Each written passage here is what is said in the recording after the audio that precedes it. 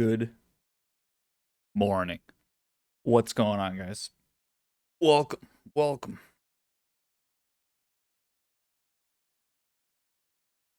Going. Got 2 days left in the month of April. Been a pretty kick-ass month.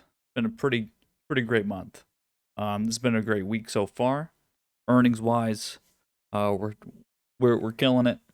I just want to go over some of the numbers from 8:30. We get some more economic numbers. Sort of, it's like the advanced GDP numbers. We won't really know the true numbers until May, end of May. Uh, Actually, we have numbers tomorrow. We have numbers tomorrow, and then it's actually in 2 months that we get the actual data. But the numbers that we get this morning were this is the this is the data that's including the stimulus checks, and so we saw about a 10% increase in spending from consumers. Businesses were 9.5%. That kind of number is it just it's an ass load of money being spent. Is the only way to put it. And so, seeing that people are spending the money, it's going into the figures again. Everything is about this inflation that's coming. There's just it's guys again. It's just we're talking about some really insane economic numbers that even though COVID's going on and we're rebounding, right? We know we're in a rebound phase, but these numbers are still just insane. Like we're talking about well beyond what we were doing before, right? And again, this is all driven by spending and again, we had Biden on last night talking, and we're talking about just everything coming in at once and just endless. It's just it's fiscal stimulus now, tax later. We're talking about it all coming at once, right? An absolute tsunami of spending, and we're seeing it even now. And then when we look on the equity side with companies, the earnings that we're seeing are it's guys, it's I mean it's just we're talking about things that just don't really happen, right? We don't have ways to model it, right? There's nothing that when I was in university or even when I was just teaching 2 years ago, there's no economic models for what we're really doing right now. There's no inflation number. There's no inflation model. There's really nothing that we have from a historical point of view to understand how these things are working. And this is where we get the Fed that basically says, "Oh, it's good. That's what we want. We want inflation to get going." But what's not being really said here is that we don't really have a way to model that. And so that's where the idea of interest rates, I'll just say my opinion on it is that based on seeing the numbers again this morning and what we're seeing, there's no way they do not increase interest rates by the fourth quarter this year. I find it highly unlikely. You'll hear this word transitory. You'll hear the word transitory a lot. That what we're seeing is transitory, that it's not going to stick, right? These economic numbers are not going to stick. We're in the sharp rebound phase, right? The thing is, though, is that look at what we have going on the supply side. We've been talking about this whole thing with semiconductors, right? And how there's actually been a shortage. And so it's causing actually a lot of problems. Cat just came out, right? And you'll see Cat had great earnings. But they even came out and said that they're not actually able to manufacture as much because of a shortage of semis, right? And we have this across the board. Do you know what happens when the manufacturer sort of industry gets bottlenecked? Well, what's going to happen is there's going to be a very big uptick in manufacturing that's going to happen basically in the next quarter and then going into the end of the year. Because right now, the output is not enough to be consistent with what we're doing in terms of demand, right? Demand is insane right now, right? The demand side is just insane right now. So what's going to need to happen? Well, we're going to need to produce more. You know what the problem is in this country? We don't really have the infrastructure or the fucking people. So do you know what we do? We have to go have some other country do it, right? Somebody else has to do it. This sort of loop that's going to happen where first of all, we don't have enough people to do the job, but we actually need to increase sort of the manufacturing side. So you're going to have to pay people, right? You're going to have to pay people. Wages is the first part of the equation when it comes to inflation. We're already seeing it right now. When you see the job numbers, they don't really matter anymore, and that's why we've sort of just completely, the numbers came out today. They don't really matter, and so when it comes to claims or anything, these things don't really matter, and so we're again we know that the data is going to basically be consistent from here, and that it's all dictated by what we need to actually be doing, and that's we need more fucking people working. We need to be building more shit. We need to be generating supply that we don't have. And so it's going to cause prices to increase, right? I made a comment in the floor.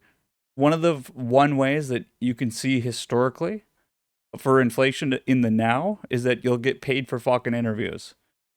I have been offered to get paid to go to an interview. Friends of mine have been offered to go just to an interview. Get paid to go to an interview. I think that's one of the funnier ways that when we ask ourselves, are we in the midst of inflation and is it going to stick? That need for a worker in any industry, but the need for a worker to the point where you need to pay for them, right? It's like when we talk about we in this Discord we were talking about the whole thing going on with football, which Americans call soccer, right? We were talking about soccer. What do you do for in the football world? You pay players to come to your team, right? You could actually pay a transfer fee, right? Well, what happens in just the workforce when you don't have anyone to work for you, or the people that are available suck, which is basically who's in the jobs numbers right now that's being claimed, right? People in unemployment are probably not the workers you want, right? They're probably not the ones you need. And you know what the real problem is in this fucking country? Everyone has a degree, right? And the only people right now that can hire for the manufacturing side are Trump supporters. And they actually don't want those jobs. So it's a catch-22 because the people that need to go into the manufacturing side are the ones without degrees, but everyone's got a fucking degree, and everyone that has a degree doesn't want to go do that job. And then the people that would actually go do those jobs, they don't want to work them either. They don't want to work them. And so then you have to go pay fucking other people to do these jobs, or you just go to another country, right? These things all generate inflation. We're in it. Oh, you have to love it. We look at this shit. Look at these things. Look at this.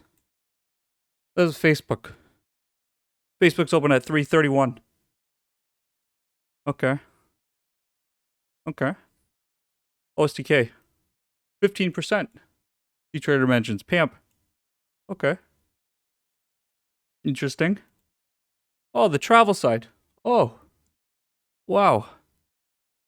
29 on CCL. Twitter, I thought we were coming down here. It was getting a little rough. I don't know. Oh, what's this here? Whoa. What is this thing? What do we got here? Wow. 60%. Huh. Holy shit. Hold on a second. Oil? Energy? Still going up? Huh. Really makes you wonder. Really makes you think.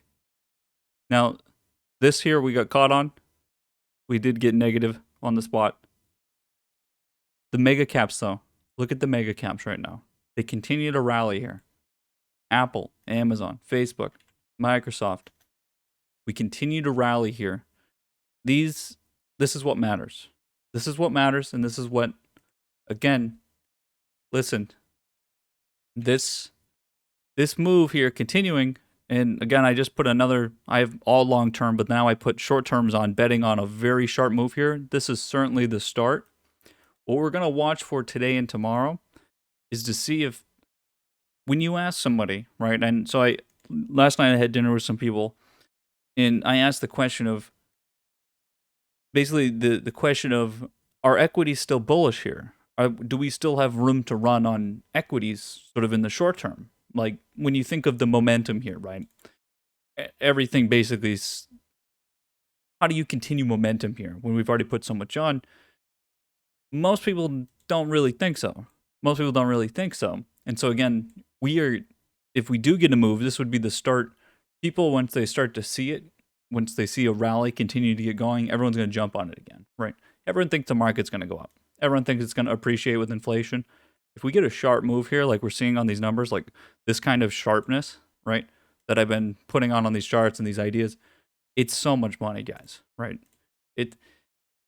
Again, the difference, and I think some of you are in these trades and you definitely feel it, and that's where there's not like a good way to, I'm not very humble. So, uh, the the reality is here is that this is a lot of money. It's a lot of money for trades that I don't think are that much, they're not that challenging of a view to think that the prices are going to continue to climb the way they are. If you're looking at it through sort of the lens that we're looking at it, is that this is all happening at once, and we're sort of in this mode that there's no true weakness here. There's really not a downside, and when you don't have a downside risk, then there's no reason not to be a buyer, and that's where there's a difference between being a buyer and a holder. And so the people I was talking to last night, they're all holding. They believe in their positions and to hold. And then my view is to be a buyer right here. There is a difference between those two things, and that's how I can go take a trade. I was already in the Facebook trade, right? And so I can be in this trade here and be in an understanding that I can hold through this pullback or just be adding on long-term positions. But then taking this sort of view here, it is different. And this is, again, where you can be trading something that everyone else is trading, but through being a buyer and through this aggression, we're talking about a significantly different return. We're talking about 100% trade, which is, again, doubling your money. And so through sort of what is happening here with earnings, and if you use sort of the mental that I have that earnings don't matter, this is exactly the point of that mental. Now, some of you will come back at me and say, like, in response to that, we'll say, well, it's because of earnings that the prices are up then, right? But again, that would mean the trade you're taking a trade over here because of earnings. Are you taking a trade here because of earnings? No. That's the opposite of what I'm doing. When I take a trade over here, I'm not taking it because I think earnings are going to be good, so the prices will be up because of earnings. The point is that it doesn't matter. And so whether it's going to be negative or positive, you're taking that trade to take the fucking trade because you think the points are going to come very quickly. Again, it's hard to look at these things in hindsight and then say, well, now the prices are up because of earnings. Earnings are a fucking thing that's the only thing that can change the price. And technically, it's the only time that we get information about these companies anyway. And so, again, they exist. But if you're taking trades specifically for them, this is where you're now making a trade that's specific to it. So what are you doing now? Do you take profit on this position because earnings is over and you get the good numbers? Again, if you just remove this, just remove the fact that it's there, and when you're going to take that trade, then you can capture these moves here with significantly more success, especially if you're putting on a trade that's more aggressive, right? Because there is certainly something to be said about you'll take a trade and then earnings were good and then you get fucked on it. That would be like the spot trade, right? But the reality is that probability-wise, about 80% of these tickers went up off of the earnings, right? Stocks go up. They just go up, right? And so it doesn't really matter. It doesn't really matter. The thing that we know, though, is that most points happen in pre-market and after hours. And so if you're not in the trade, then you're not going to be able to capture it. And if you're trying to take profit before earnings because you're worried that you might lose money, well, then look you're going to get fucked, like usual, right? And this is, again, where the ability to hold in this market right now and then continue to buy when things do come down, you're going to make money. And again, it's a stupid amount of money. It is a stupid amount of money. And you're going to feel silly if you're not a part of these trades. And that's it. I mean, I know there's people here that just watch price and, you're not probably doing anything that good. And you're probably going to end up being a person that buys at the top right? You're going to buy at the top, what you consider to be the top. And so then you get stopped out and you go into this never ending cycle of never being able to get into the market. And you just basically lose the whole way through because you just never can pull the trigger. Again, that mentality and that waiting around and then trying to time it, it's just you're trying to pussyfoot through the whole thing. You're worried about earnings and you're worried about the prices maybe too high, and again, that's just being a pussy and it's not going to work. It's everything that needs to be said and proven we've already done, and we're continuing to go through and to take in these big macro ideas and continue to build on it, and everything says that there's no reason not to be a buyer in here, right? I want to go through through the motions of some of our sectors that we're using as benchmarks and some of these trades that I do think have been obvious and that they're very important to learn about and to see how these are going. Banks and energy, they're still leading the entire equity market in terms of points on the year, right? Banks and energy.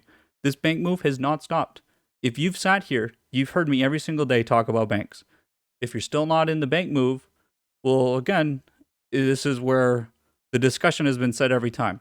This move here, you don't have to do much of anything. All it's been is long-term trades, and you just go, you throw your money in. There's been earnings that have happened. There's been a lot of different economic data. None of it really fucking matters. It's a confirmation. The trading didn't stop because of something that happened. It got confirmation and continued, right? All of the speculation leads into what we believe is happening, right? Everyone's not buying because, something random. It's because everyone has sort of a belief that, again, the economy is going to get going. And then we can go into the energy side. Everyone is betting and speculating on energy because there's a super cycle in oil and all these different things, right? These are months and months and months of trades, right? Months and months. It does not happen day to day. It's not like this one candle matters, right? It's like, so LSU in the chat right now says I missed the boat today, right? Is today wasn't really the boat, right? For instance, right? What about the last 3 months, right? These sort of things of thinking that it's day to day that matters, or how this last month here in energy mattered, and that makes it bearish or something like that, right? The ability to see through some of these things and then just continue. I think I posted plenty of oil charts, but I was trying to paint the picture and show you that, if you're seeing it, then just believe your fucking eyes, right? Just believe what you see and trade off of that. And again, these trades in hindsight look so simple, right? But again, it's the ability to just go take that trade because in that, again, it's an in the moment sort of thing. It's always going to look easy in hindsight. But you should always look back and, again, we're here, we're live, we do it. And it's important to see how we capture some of these things and that these have been things that they didn't just randomly come up, right? Travel things, they just randomly come up. We will randomly just go take a trade on here because it's very volatile, right? It's very volatile. There's nothing that's been building over months and we have good, clear understandings of levels. No, it's pretty much just day to day, right? There's a big difference between those energy charts and bank charts and what's going on here, right? And then when we go into mega caps, right? When we talk about mega caps, these sort of things that's been going on here, this is, again, you don't really want to have to go make these trades, but they're very straightforward sort of trades. And now we're coming into here, and what's going to happen here? We've already talked about how this is going to come up to the all-time high, right? What's going to happen here? What do you think? We're going to get to the high, and then we're going to get articles about how Apple's at all-time high, how the equity market's going, and then one of you are going to go, oh, maybe it's time. It's time to buy an Apple share, right? Whatever you do. I don't know. But it's like the price has already gone 40% since you looked at it or something, right? Like it's 20% all-time high. These sort of things, again, stop trying to fucking time things and do things. You have a long way to go. We have a long way to go. Price is not going to stop here. You still have time, right? You still have time to do all these things. When you look at Amazon, You had plenty of time. There's you're going to be at all-time high soon. You're going to have no resistance up there. It might be today and tomorrow that we're getting in here and things are going to get a little toasty. But you have time to do these things, right? And so again, I know there's people in here that have not made money. But I've been sitting here and everything that I post and trade, I'm throwing it out there. I'm casting a wide net trying to capture everything. Some things are, again, you're going to get blown up on some things, but it should not hurt you. You should be just getting stopped out. You move on to the next trade, but you should just be consistently trading. There has not been anything here that's been scary, hasn't been anxious. I would say on the equity market that should be a benefit to everybody. I would say we're not doing the thing that we've seen here is that at this high, right? We've been just trading at the all-time high nonstop, right? What we've seen here is that there's not that anxiety of a top and that we're going to come down, right? Again, a lot of this is because normal everyday people are not really feeling that in their normal lives either, right? Everyone just sort of has money, everyone's working, and it's not completely normal, and it's probably not going to be, but people are not feeling the same anxiety with themselves personally either, right? That can help. And a lot of it, again, is we get fucking stimmy checks for the poor people. Not to say that, normal people that got them are poor, but, normies, everyone's doing okay. Everyone's doing all right. And so there's what you need to look for is a possibility here, right? I talked about it back here. Possibility of you just continue to trend here for a fucking year. For 12 years, right? You gotta look further, right? Look further. Just look further and realize that you may not consolidate here. You may not consolidate for a year. What are you gonna do if you're gonna sit around for a fucking year? Now, what if it consolidates next week? Well, then you're gonna have plenty of time to probably make some decisions and get out of those trades, right? But if you're not in a trade to continue to capture, then you're losing money, right? There's no point of wasting your time, right? You gotta be buying shit and you gotta be doing stuff.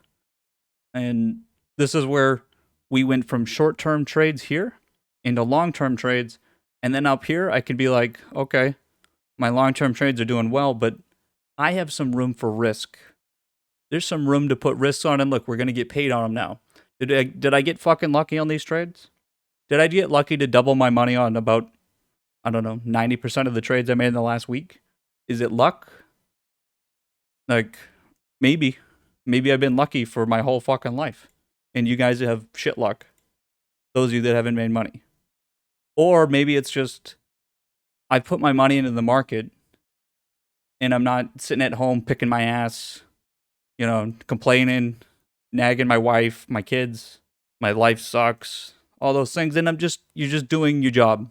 You're doing what's in front of you with price. You're not being a bitch, right? You put your money in, you buy. You're not worried about what may happen. You're looking forward to what could happen, right? That's it. There's been nothing else, right? There hasn't been anything. There should not be. The only things that you're going to get hurt on is buying things that, again, are junk. You don't want to be buying junk in this market.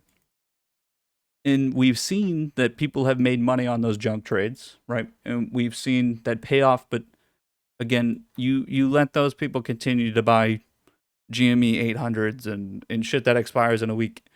Somebody's going to do it, right? Somebody's going to eat off the bottom of the ocean so the rest of us can be in a fucking clean environment, right? Those things are happening, right? But we should certainly be sticking to the plan here. And I think I posted some pretty quality stuff. I'm not very humble, but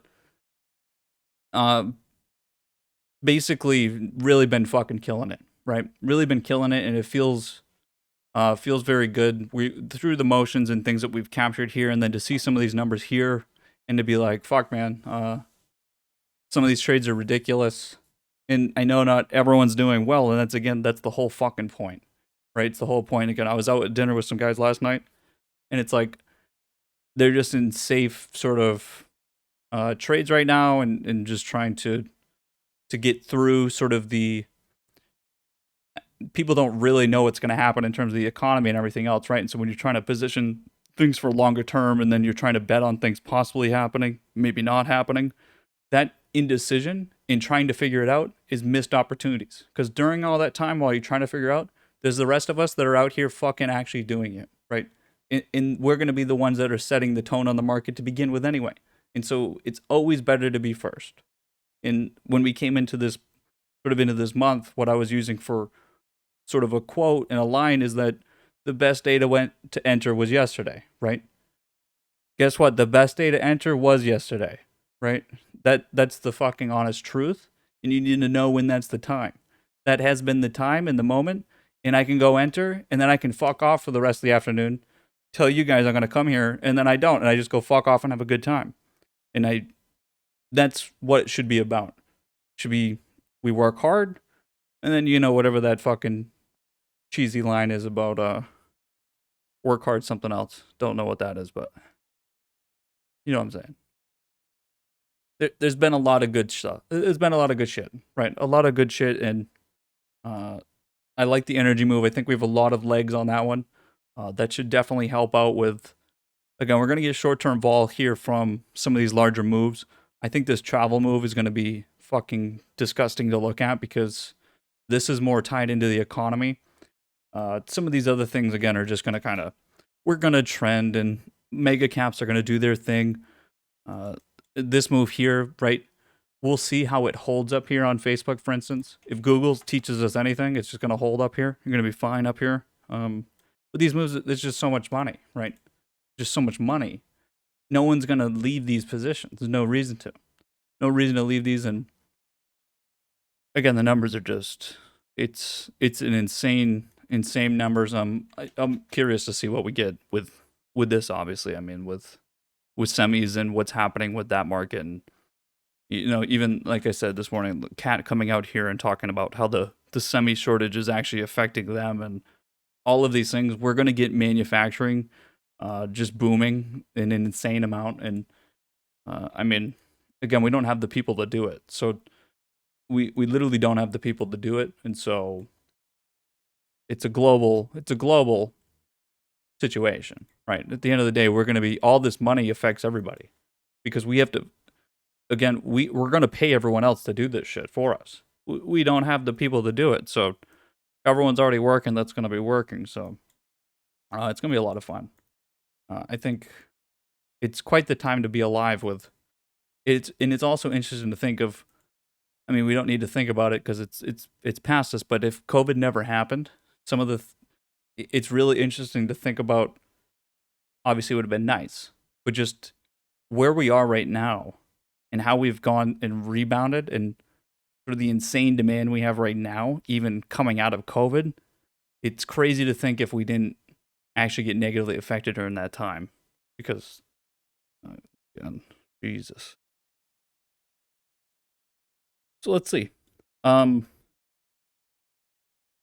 Again, on terms of everything gapping up and all those things, again, it's just going to depend on your positions. I'm going to take profit on some of this, some of the more aggressive calls, but most things I'm sticking with. It's just luck, all luck. Got really lucky. But again, the important thing to note here is that most price action is, again, pre-market and after hours, right? Earnings is one thing, and of course, earnings season, that's going to happen. But think about how we're moving through all-time high, and there's no levels up here. Until we create a level, to create a level, we're going to need to come down into support, which means price is going to have to come down. We have a trend line. So beyond that, there's going to be a lot of free movement. So, I mean, there's going to be some jumping around, that's for sure.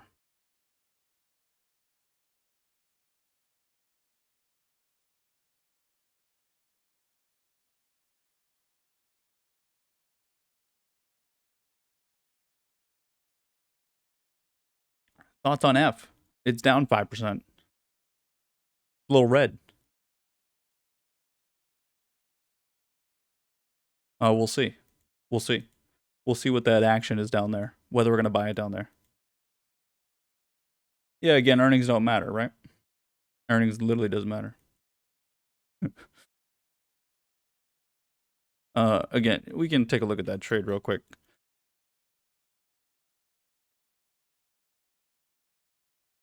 There's nothing you can do, right? There's literally nothing you do. I was in that position. Get stopped out. Now, do you buy it here is the question. Now, we bought down here before, and so you can buy there. So nothing wrong with that. Now, there's actually a possibility that some of you actually had that trade and had long terms and you're actually still in the position.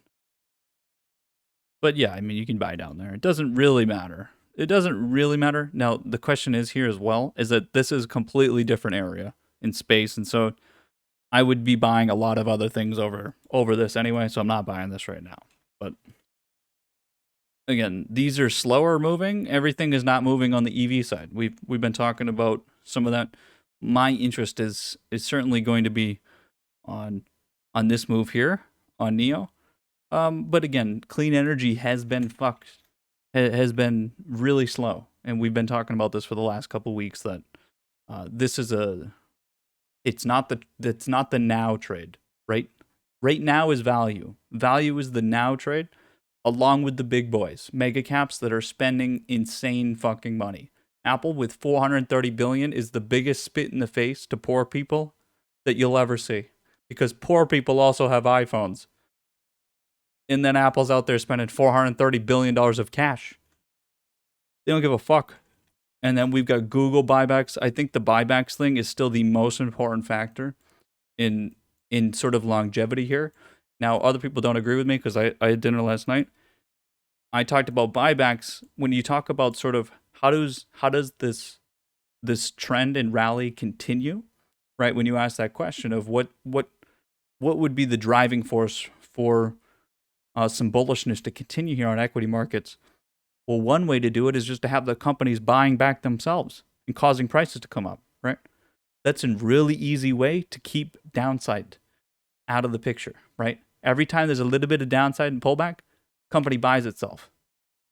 That means the prices aren't fucking going down, and that's going to continue to happen. There again, that's the mood we're in, and again, the big thing here is to follow companies. Follow what companies are doing because they fucking know better. Google knows better than all of us here, right? They know a lot more than we do about how things work and how they're going to work. That's why I always talk about fuck earnings. Who cares? We don't know anything. They know. They know. If they are buying 50 billion, they know where their price is going, right? And again, that's that sort of following the company mentality is as far as it fundamentally I'm going to get, right? Because beyond that, look at this shit. You watch Bloomberg, no one's got any fucking clue what's going to happen other than things are going to go up and people are spending money, demand, right? Because we don't have a fucking model for it. You get no fucking idea. No one's got any clue. It's just going to go up. Not in the meme fashion, but we're talking some insane numbers here, folks. Insane.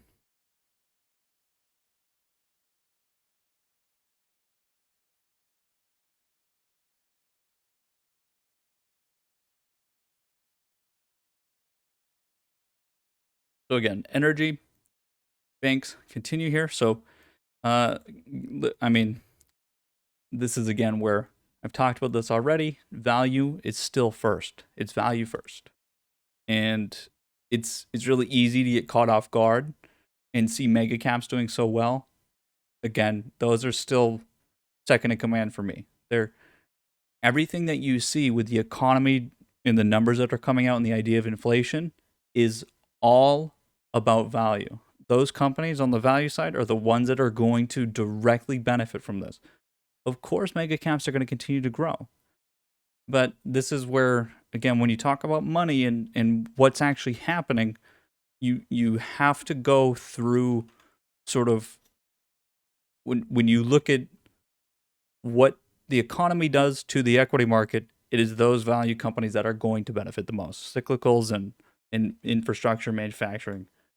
Those are the ones that, like I was just saying, manufacturing can't even keep up right now. So they're going to have to increase manufacturing, which causes an economic boom, which causes inflation to increase.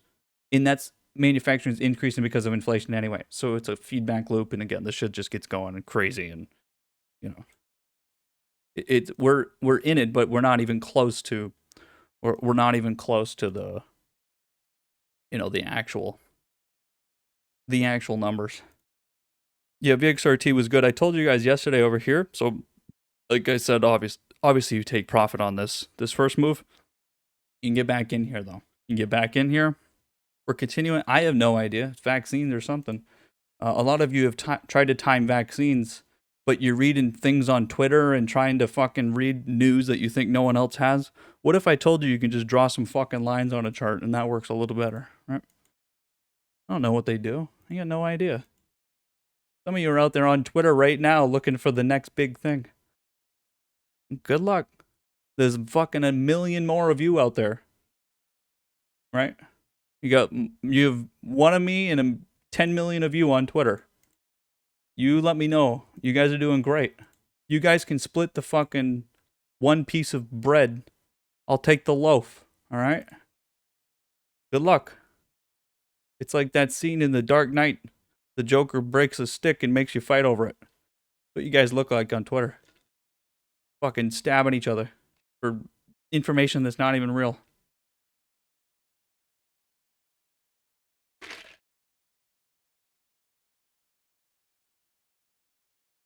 This BLMN move is great. I was gonna actually post an updated chart to this again, but a little too close. If now maybe I will. Maybe I'll jack up the target a little bit. Again, the consumer side of things is a direct link to inflation. So again, these things do matter. The macro side does matter, and so when we do get these breakouts, it is important to remember how anything that is linked to consumer spending is very again, it's going to, whether it's lagged or not, it's going to see that move happen. So, again, I mean, when we're looking through some of these charts right now, some of these are going to burn some of your eyes because it's so obvious in hindsight to see. And that's the thing right now. If you go look through charts that I've posted in the last month and a half, it's the success rate on these charts is extremely high. And that does make it very difficult. And again, I've talked about this. There's no one, like, I'm not patting myself on the back for most of these charts because the whole market's going up, right? The whole fucking market's going up. So it's not about picking so much, but there are those charts out there that backs it up, and you should be able to, through finding these, have confidence to go be buying. And again, if you're not making money through these phases, then you're doing something wrong. You're doing something wrong. I don't fucking care. Like, it doesn't matter. You're doing something wrong. That's like when we see big funds right now, and they've been, just over the last couple months, they're trying to shed off bonds because they're losing money from bonds. And they're having a hard time going from that point of switching up 60-40, which is, 60% stocks, 40% bonds. They're trying to tailor it now to removing that 40% bonds. And then they're like, oh, fuck, how do I do that? Because every time I sell all the bonds, again, there's not a good way to do it. And this is where sometimes you have this way of doing things, and then you don't have a very good understanding of how to do something different now. And you kind of just continue to shit on yourself, and you're gonna get stuck. You're going to get stuck. Continue to do bad habits. Not that buying bonds is a bad habit, but I think I saw the Norway pension fund lost like $280 billion from bonds. It's not very good if you're in a pension. You lost money. Kind of sucks. What SYF does. Where's that trend line? 44.20. Everything is green. Again, whether or not, again, I put on a new bet. This idea coming up here, 425s and 430s, fucking dollar for spies. For May monthlies, I mean, that's about as aggressive I'm getting again. I shifted from short terms to long terms, and now I got aggressive here. Obviously, we got aggressive with a few different trades here. Things like Facebook, very short term, but most have been long term. The oil play is, of course, very long term. The bank play is very long term. The only short terms that we have, again, is what I just put there, and then travel. So, we are looking for alpha still because everyone's doing the same shit. So, need something differentiate us.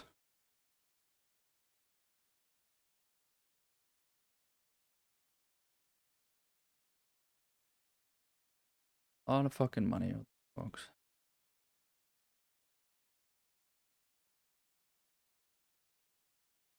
Facebook's holding up there, so that's definitely a start.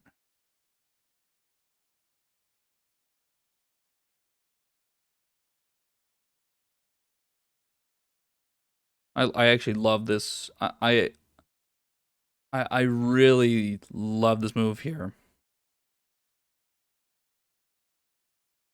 Again, everything's going up, but there definitely are some trades out there that I can say, okay, that's my fucking trade right there, and that's something that was done correctly and holding it correctly, and you know, squeezing some fucking alpha out of some of these trades. Because if I didn't have that, then I'd feel, again, making money is there's only so much. I mean, I think I joked about it like last week. Of course, money makes you happy, and being right makes me happy. And then there are the trades, though, that it's like the money is great, but then there's the trades that you squeeze out something that it's not that you're always squeezing out more bones, but there's something about the trades that other people, during a moment will get out of or something. And it's like even what we saw with Wall Street Bets, where they're holding through GameStop, and then GameStop goes up, and then everyone cheers and like, "Fuck yeah, I held through that," and we make a meme out of it, right? Again, that's a daily fucking occurrence if you're trading every day, right? But there are the ones that do stand out, and you go, "Damn, that's a feel good trade." That I had, you drop some knowledge on that chart. That's some charts like this here, right? Things like that make me feel good. I mean, making fucking money is great, of course. It's great.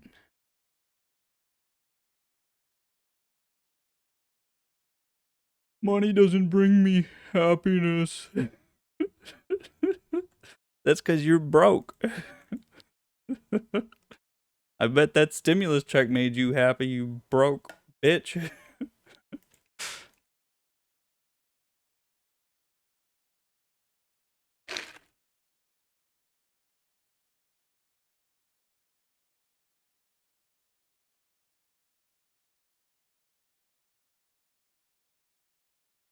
We're really picking up momentum now on this oil play. Starting to wonder how much again, some of the trades now, what we're running into, you like backtrack a little bit here. We look at something like, if we look at some of these, right? You're picking up momentum very quickly. Now, the situation, what it turns into, and that needs to be decided on, is that if you pick up momentum really quickly, do you want to take profit on that before the pullback, or are you holding through the pullback for a long-term trade? This is not the easiest. It's not the easiest question to answer, because you can expect something to continue on a trend over a long period of time, and the whole point was to take a long-term trade. But if you get the point so quickly, and even though you entered a long-term trade, you might get the point so quickly that it makes sense to take the money now because now you have new capital that you can use for either re-entering that trade for a long term, or you buy a little bit shorter term on the next entry, which costs less. And so you're taking more profit now. Like, again, do you want to take more profit now because that's, again, you're padding your stats and you have more capital to work with? Or do you want to keep more capital in? That question, the answer is always going to be based on your portfolio. So for instance, the biggest problem right now is getting all your money into the market every single day working for you. Right now it's really easy. So right now, I would say taking profit on big moves is the better option because you're always going to be able to get that money back into the market right now. Because you could buy literally fucking anything. Like, again, you could go to your 6-year-old nephew, smack him upside the head, and tell him to fucking tell you a name of a company to buy. And if you bought it, you'd be fucking fine, right? Like, there's not really a situation, right? And so right now, if you get a lot of points quick, I would be taking them and just go fucking put it back in somewhere else. And that's just the situation. You're gonna just re-enter it anyway, so lower it, cheaper price. Yeah, Ford's pretty cheap. Yeah, pretty cheap. Yeah, it's down here at the low. I'm not buying this stuff right now because I got money to be made. There's plenty of money to be made. There's no reason not to put. This is where, like, this oil trade, how I double down on this. I think this is a good example of how I take this trade down here on the big boy oil companies, right? Using XLE.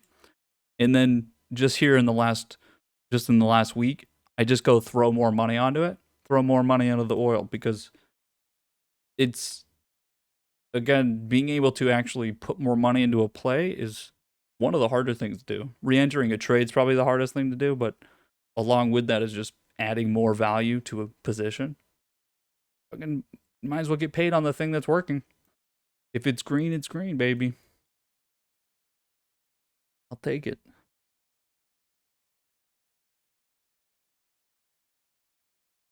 Take it.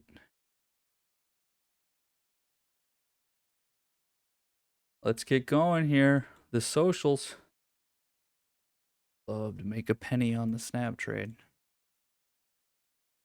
Twitter chilling, hanging out.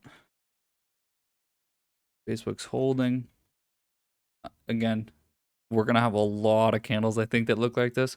It's gonna be really interesting to see dynamic between tomorrow and then Monday. God, fucking scary to think about. We get a bunch of dojis around here. Gonna be looking like Deutsche over here. Deutsche banked out of our mind. Which, by the way, let's go take a look at the old Deutsche chart. Again, you gotta get it now because this bad boy ain't gonna run forever. She's gonna lose her legs. This is how you know where we are in the market because everyone knows. Just talked last night to my buddy who just started working there.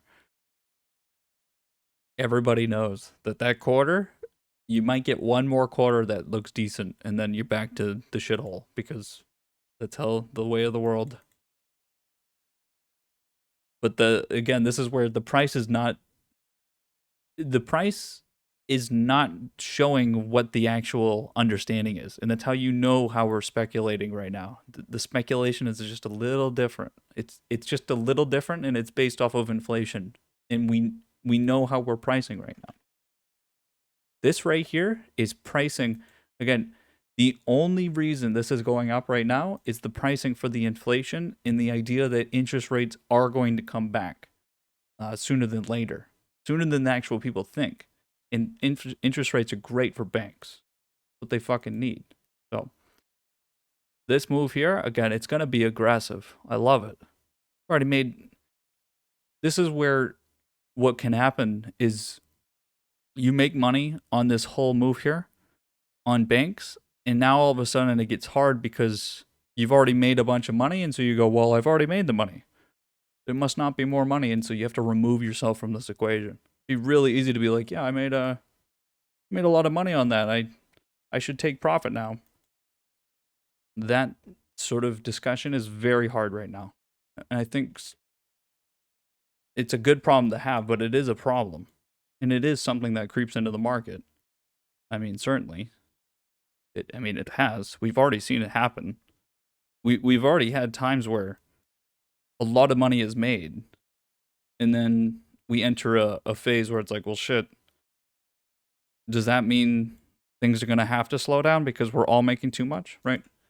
Banks right now, they are the ones leading that answer, and it's that banks are making an assload of money, and because of that, it's going to cause interest rates to go up, and they're going to be able to make even more money. And so it's again, there's sort of layers to some of these things for sure.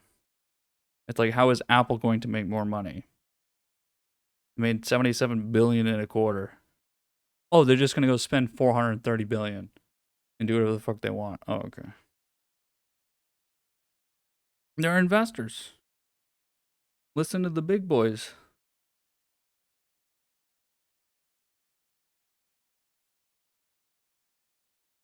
Feels good. Feels good.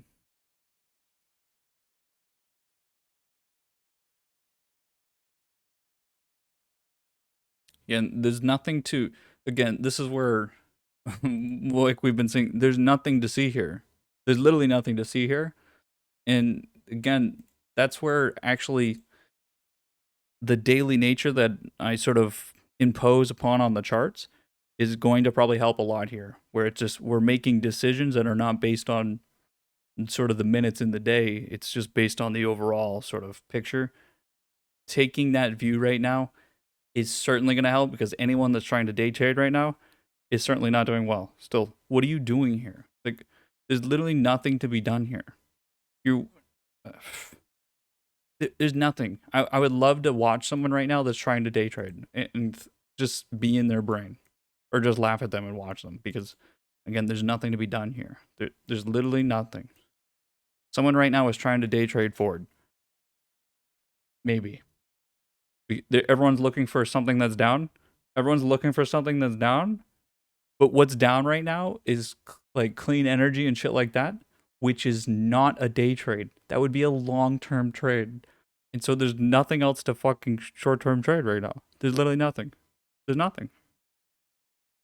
And also, I know that the people that are losing money right now, it's going to hurt them in the sense of not just losing money, but they're not going to be able to enter good trades now, because they're going to feel like you can't go. And that's why I keep trying to tell you guys is that you can't look at this and then go, well, I missed, I can't get a trade now, right? Oh, well, I made a mistake. Can't get a trade now. And that's, again, think about it. That same mentality creeped into people's minds here, creeped into people's minds over here, the election, back in the summer here, COVID happened, no one wanted to buy. Back in here, well, maybe not in here, because 2019, all anyone could do was go fucking long. You couldn't even buy a call for less than 3 months. You'd lose money. So you had to, you had to go long. Uh, yeah, right now, the losers are going to keep being losers for sure. And that's where you have to take advantage of your moment. Got to take advantage. You get fucked in the ass, your ass is going to be sore. You're not going to be able to sit down right now. So it's hard to ride something if you can't sit down, right? You're doing all that running to remain where you are. We're sitting down.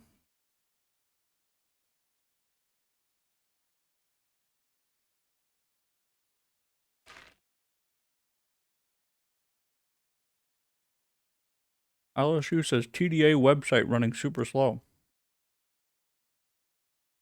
TDA has a web app? I didn't know that.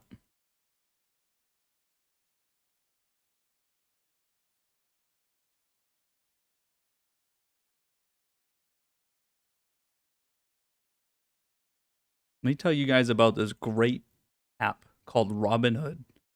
It's very smooth, looks very sleek. You can use your thumbs to enter trades in. As long as you know what you need to be buying it, I mean, it's perfect. I'm honestly more of a, I'm mixed between Robinhood and Weeble. right now for sure. I'm a wee bowler and a robiner. I've got about half of my trades in each. You know, sometimes I call my mom and tell her to buy something on there because it gives me points to redeem. I've honestly made most of my money just through sharing my link with other people.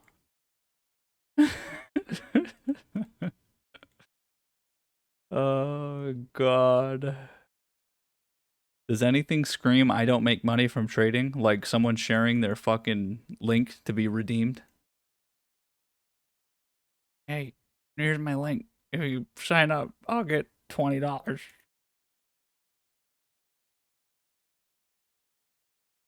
My favorite is the interactive brokers one. It's the best one because no one ever makes money from it. It's $200 if you invite a friend for interactive brokers. But guess what? You have to wait a year, and they need to put in $10,000 and keep $10,000 plus trade $10,000 over the year. I was like, okay, well, that's the best one.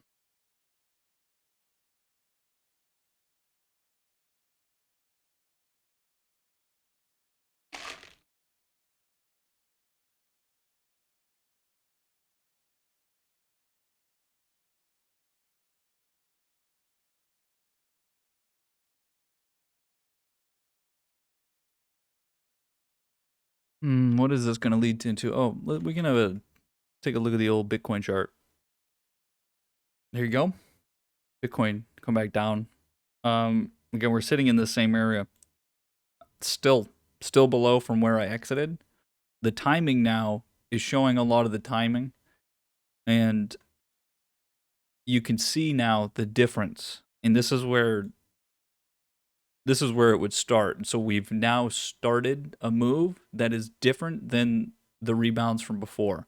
So we did not get this sort of continuation that shows strength, right? When you get this sort of move here, now we could be in something like this, but the difference is we don't have bid. We don't really have like bid here. You're not wide. You're mostly just on the. You're sitting on a level. You can tell that there's just supply here, right? Just kind of supplied out of the mind. It's going to be really interesting to see how the move happens from here. Whether we have no idea. That's why I'm not in right now because I don't know. But um, the demand that's being taken out of Bitcoin is certainly something. Ethereum doing well, and Bitcoin doesn't even make up 50% of crypto now. It makes up just 50%. I think it's at now below 50%, which is not a number that I think people really are aware of. I think it's thought that there's Bitcoin is the significant, I mean, it's still the significant sort of name in this space, but it doesn't even make up 50% of crypto now, which is a weird thing to think about. It's still going down. Talking about the cap, but I feel pretty good about that decision there. And also sitting on money is great. So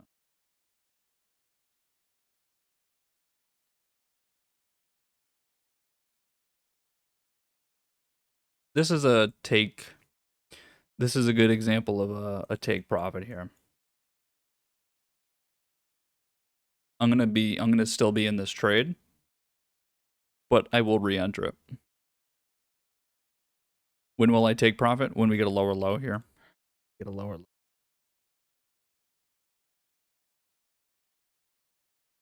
Take the old profit. Plenty of points. Plenty of points really quick. It was a nice trade. This is a chart that we've been very active on. I do like when we get consistency behind charts, which is why there's a lot of love for mega caps beyond just their big. The liquidity there and consistency of trades is certainly you don't get more. You don't get it much.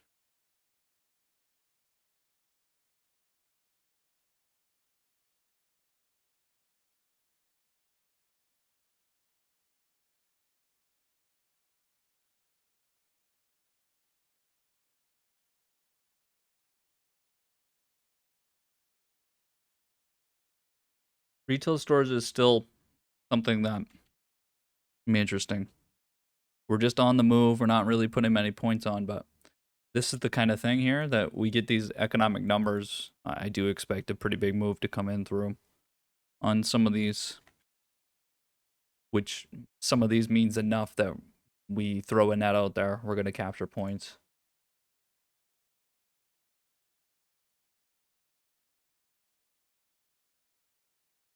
Try to trade through value as much as possible.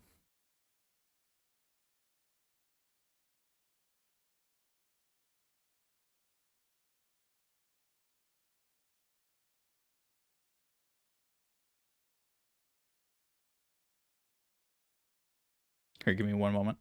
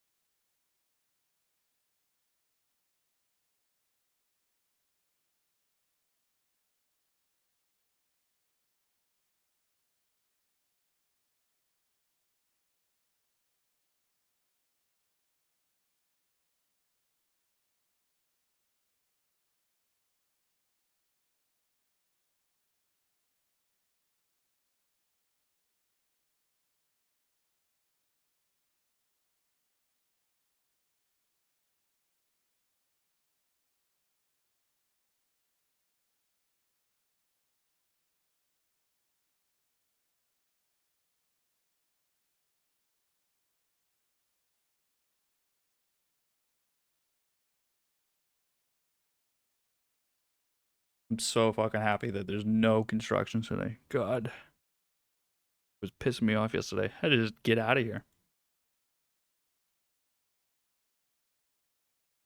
Giant chainsaws.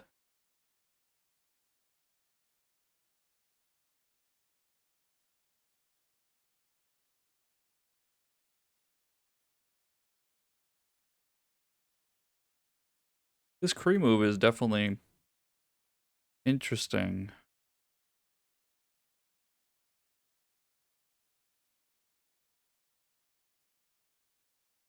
Definitely interesting. I wonder.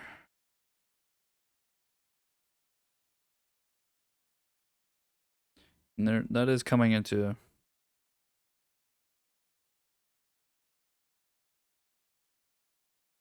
maybe 98 and a quarter. 96 and a half.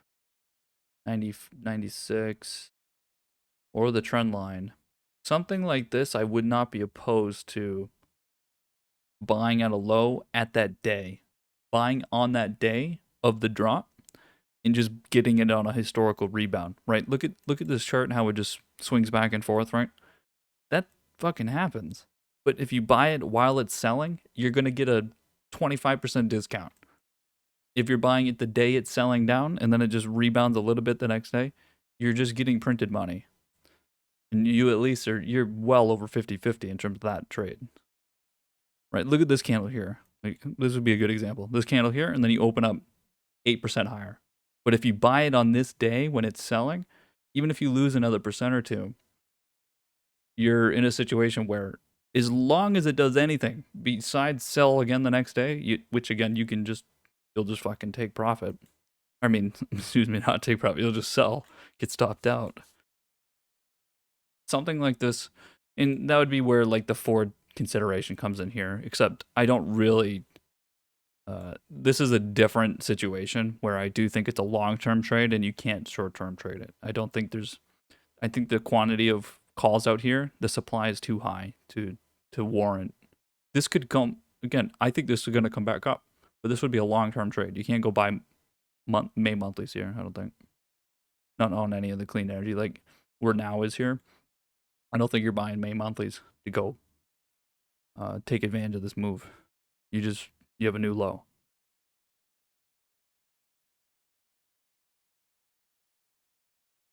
Now, and thinking about what I want to do here. The question on UMC here is whether you buy it now or tomorrow.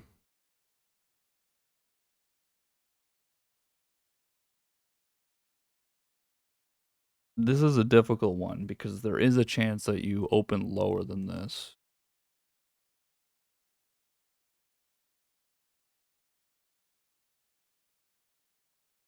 And also, there is the part here, right, where everyone is coming out in earnings and talking about how fucked they're getting because there's not enough semiconductors. So everyone is just shitting on semis right now because there's not enough of them, which means that semiconductors are going to need to pick up, right?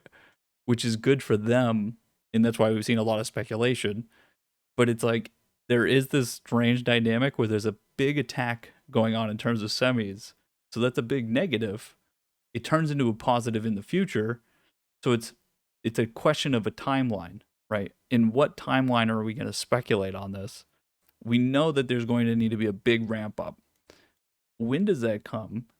And then does that supply actually come in such a drove that it's actually lowering prices? Or are prices already so expensive that through inflation it's going to actually cost more to produce it? And so then it doesn't actually cause that problem where as soon as the supply fills the demand, now you have too much supply. So prices again, you could get an interesting different development there where you just keep filling demand because demand is so high, and the extra supply that comes from the new manufacturing doesn't actually cause prices to lower. Like saying how lumber prices are out of their mind right now, and it's at the exact same time that we need to build more houses, right? Who would have thought, right? Like, of course, obviously. And so those things just kind of work out. They don't really, not like prices are going to be, the prices are not up because the fucking lumber's up. It's because there's so much demand, right? So they're kind of, it's not like a double whammy there. So it's not so much that semis are getting negative action and then the extra supply is going to cause prices to go down as well. No, not going to happen. But I think there are questions in terms of timing. I think I'll just throw this on here. Again, we took this trade. It was very nice. And then shit happens. It's a part of the move.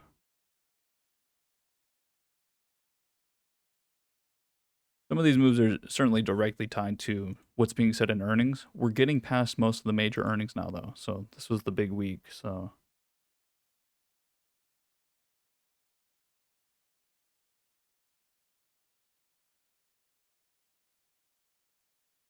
this is the big week.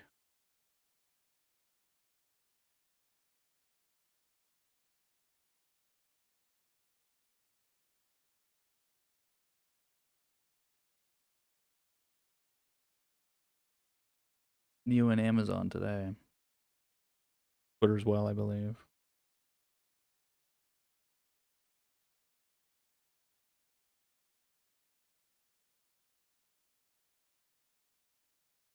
God.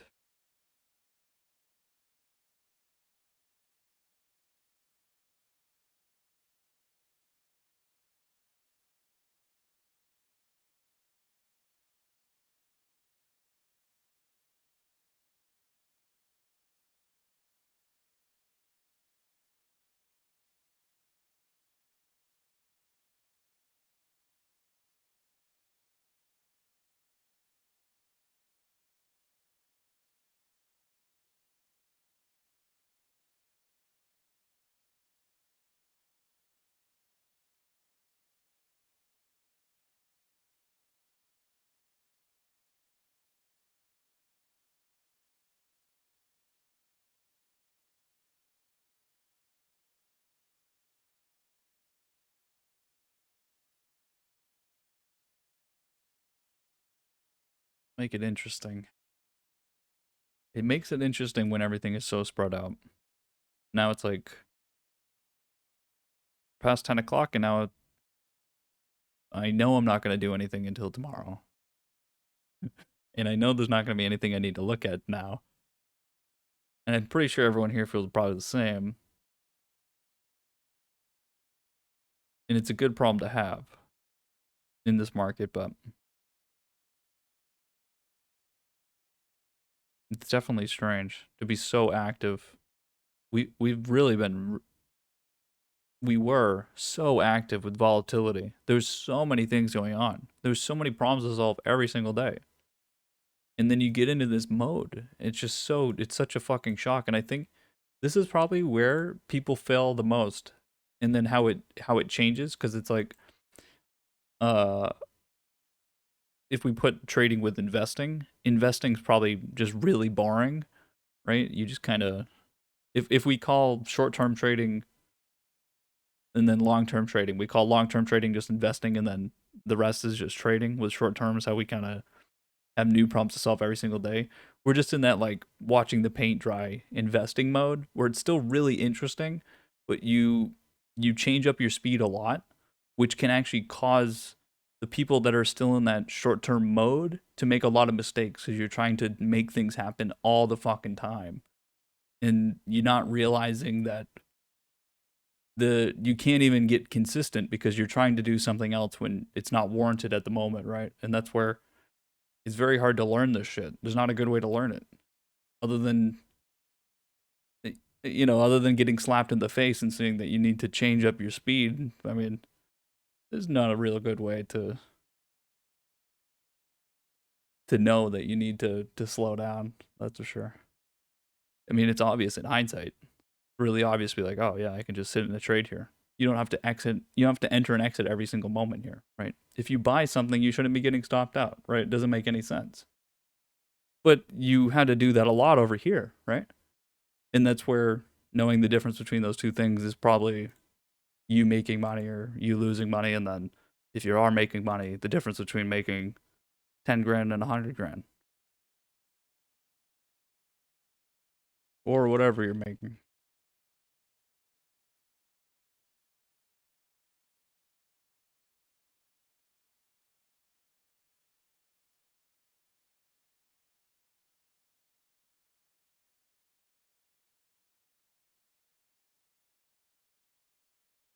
I think the next question too that needs to be answered that we do not have an answer to, which I think about a little bit now, is there's I would put myself into this category of this new breed of people making, I mean you guys as well obviously, this new breed of people making money from trading.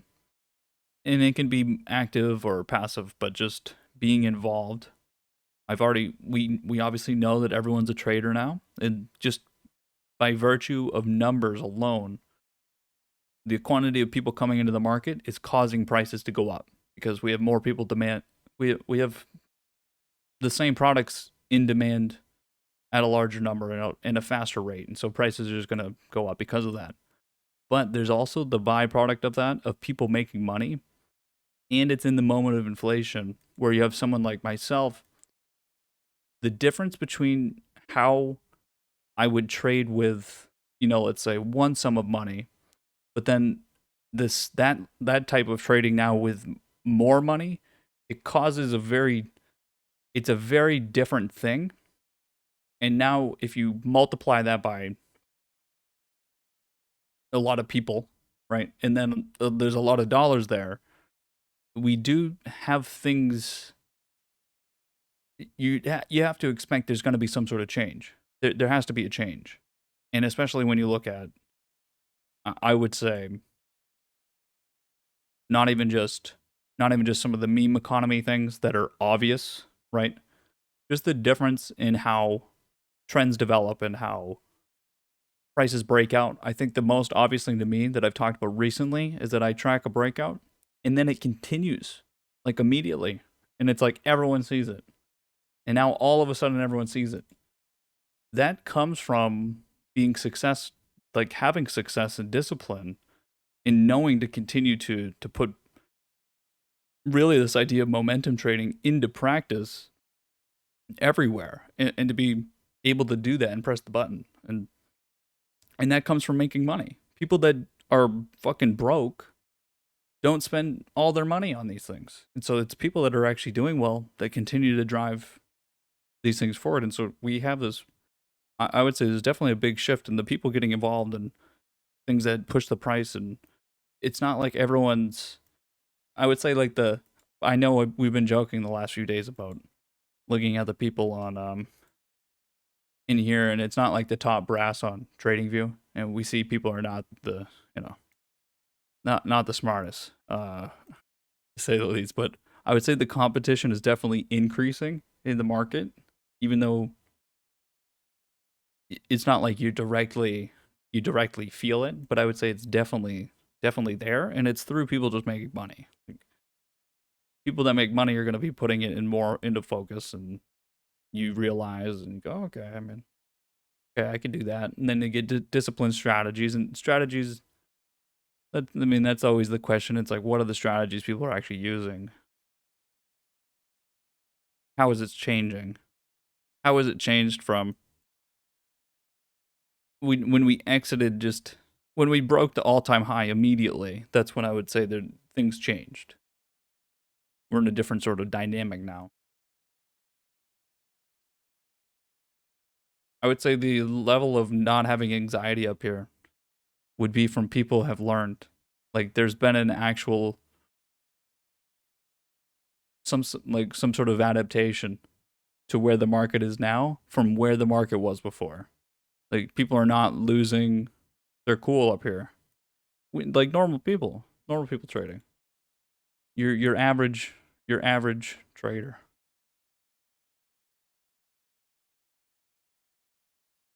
Maybe it's because of memes. Maybe just money.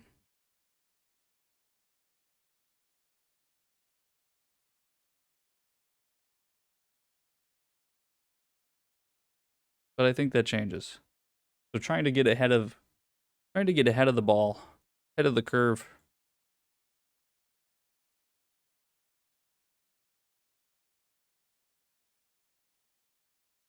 Again, this is up basically 0.5%. So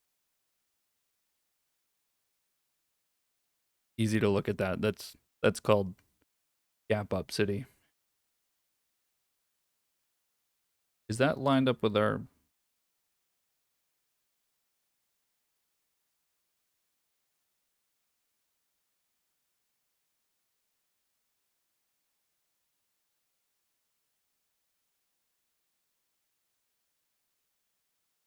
value, value, value?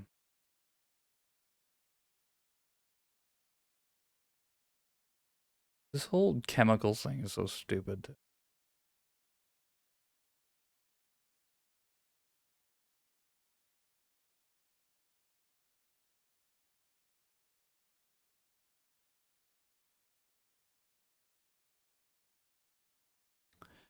I don't think I'm buying this support here, but maybe I am, because from what I just said earlier. Get a trend line and a horizontal. I didn't really think about this when on the chart earlier. I just expected we opened on the support, and then it actually came through. Low volume, fine. Second. Oh, it is. It's. You know what? I fucked up. I fucked up. That's what it was. You had a million volume yesterday. It's an average like 200,000. This is the one that has very fucked up volume. That's what this is. It's gonna be very volatile. That's right. That'll be interesting. That's gonna be whoever has the data first, like volume wise, be able to do that. Again, I've been introducing some of these lower volume plays that are me attempting to get alpha out of being a better trader, but some of that's not always gonna work.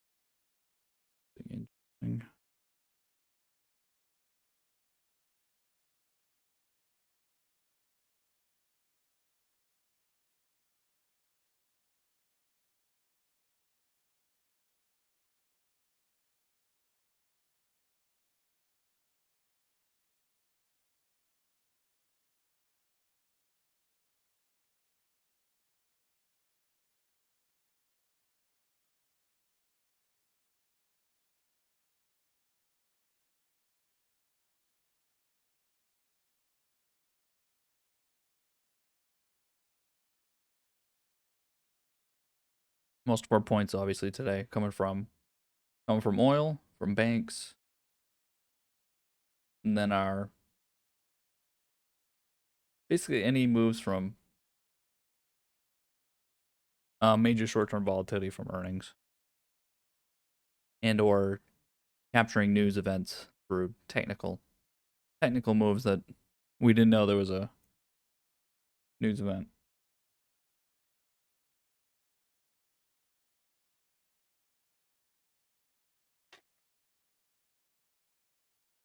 The thing I'll note right now that I do find surprising is that we're not seeing any trading in reaction to the economic numbers from earlier. Beyond the bond market, doing some things which are like the most normal.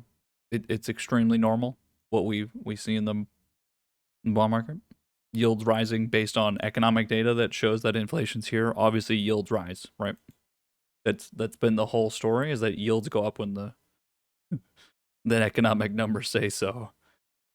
But we're not seeing it in the equity market because we've already basically done it, right? We've already speculated on it. And so that's again where the question is of how do you continue to be bullish if we already are pricing all of this stuff, right? But still, I am a little surprised that we don't see it intraday. Or it was sort of 8:30 the numbers came out, and then we don't actually see anything from the open beyond what we gapped up on, right? And we actually have some things that are kind of going against it a little bit, right? We do have things like semis are reacting to some of the news to them, so that's something we are getting intraday reactions to, or at least post data reactions, where a company comes out and says we're having problems because of not having semis. We've been seeing some of that price action over the last, little while here, but that's like the only space that we have something that's directly related.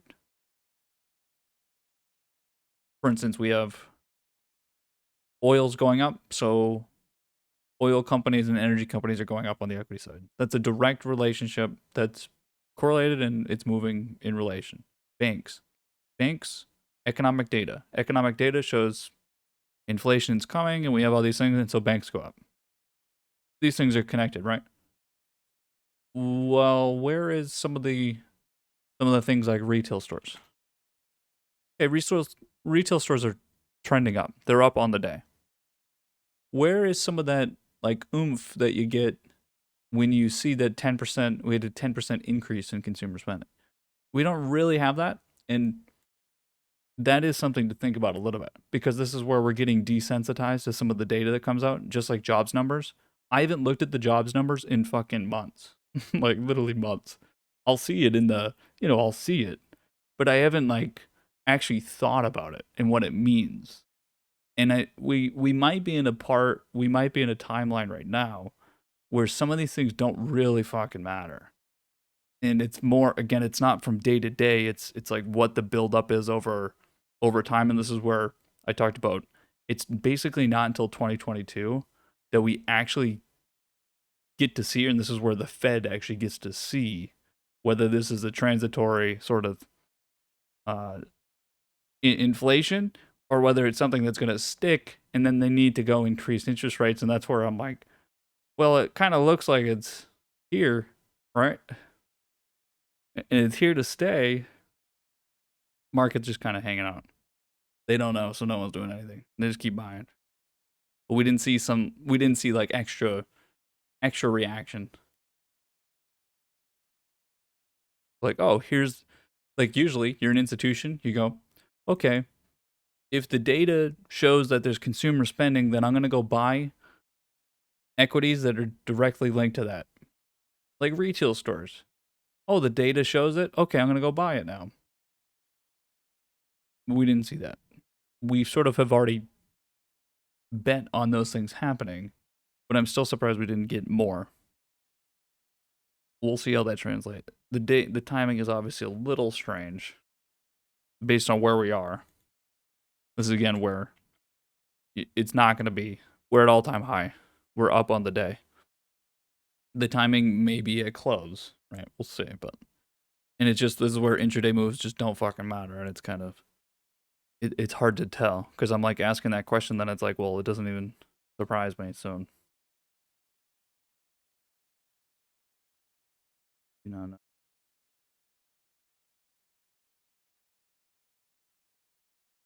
What is our next trade? What's our next trade? We have everything. What do we have just overall on travel?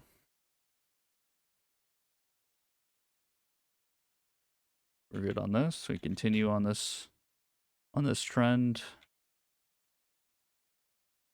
Okay, we just continue here. So that short-term trade continues into a bit more intermediary. We're oil, we're value, we're major tech.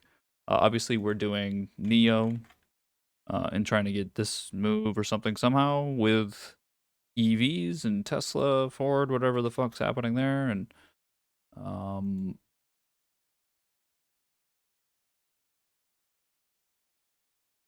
but this is not right now. Just like clean energy is not right now.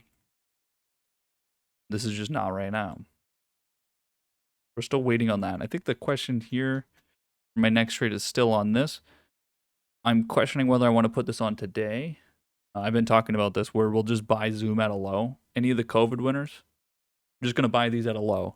And I talked about we're going to just wait for it to come back down in here. But I would like to do it on the day that it actually comes down.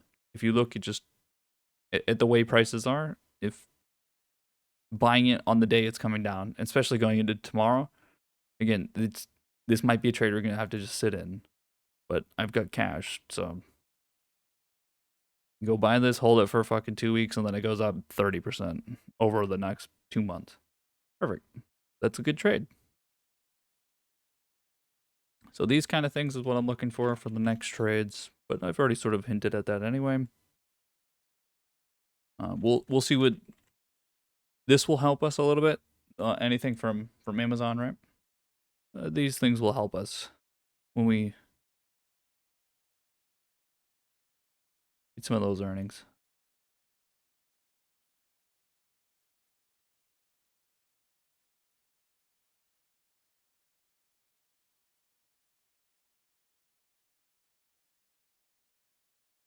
In terms of this, I'm holding through. I mean, of course, I'm committed on some of these trades, so holding through anything that you see on these sort of brief pullbacks on the China trade.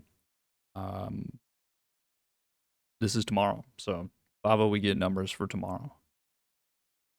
So that's gonna be fun. These are gonna be fun. Those are gonna be fun. It's not even the numbers that matter for like no one gives a shit about those numbers. It's just about whether or not uh they're gonna be out of the government's thumb or not. Some guidance on regulations, and that's yeah that's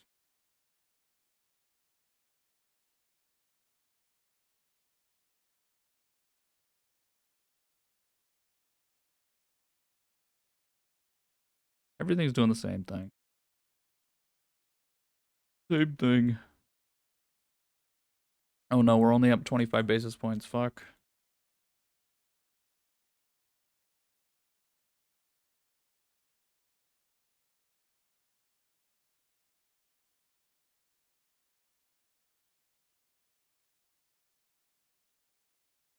I wish there was a way I could have this. Can I drag? No. How can I make this so that this is just the fucking usual one? Jesus.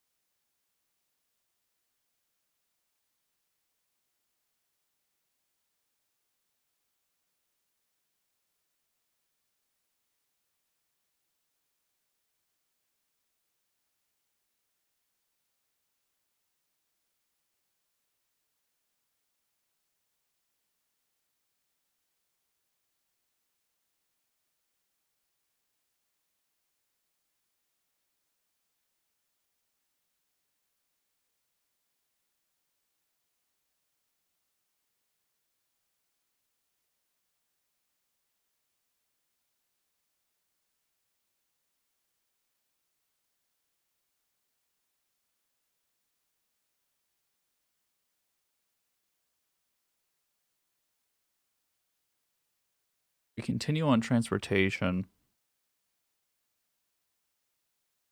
We're probably exiting these moves. That transitions.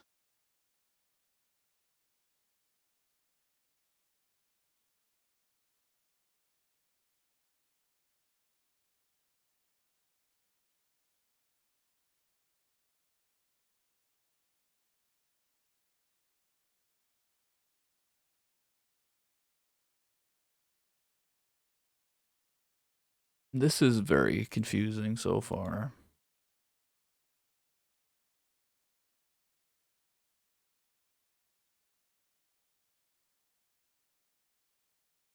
Hmm.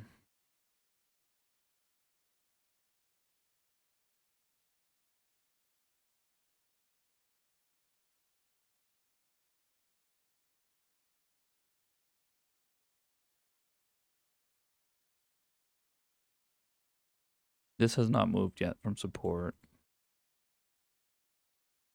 What's going on here? Everything is being linked to this semi shortage.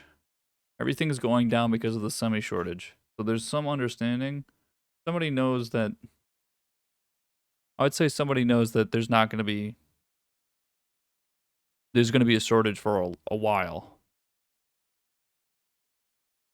Is kind of what these moves are saying. Ford came out and said that they could not make enough vehicles because they don't have enough semiconductors. Cat comes out, says the same fucking thing, and the prices are making the same move. It's the same selling. The same selling. The exact same.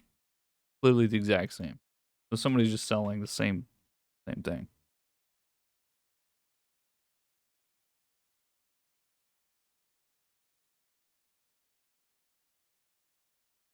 Everybody's doing the exact same thing on that. Anything that requires semiconductors, which is basically all automobiles, fucking all of them, they're all selling the exact same way, which definitely means consolidation. So that's going to be really fucking interesting. I wonder what else. I don't really know how um, those things work, so I don't. Again, we can't really make any bets on these unless someone actually knows how fucking the manufacturing process for semiconductors works, and then the supply chain of how long that takes, and will that be here in time for the next quarter? Is it going to be here in the next 3.5 months? And then you need to say, well, it's not even 3.5 months because it's by the time they get the semiconductors to start making shit.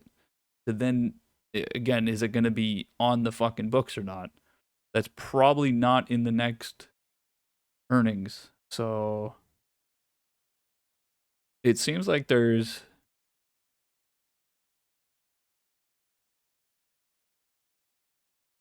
some of this shit's really interesting. Somebody obviously happening all at once.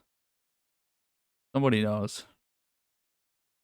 Somebody knows.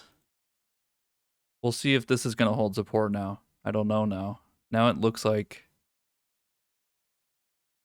I'm gonna just sell this now because I'm not gonna play around with it. Let's see.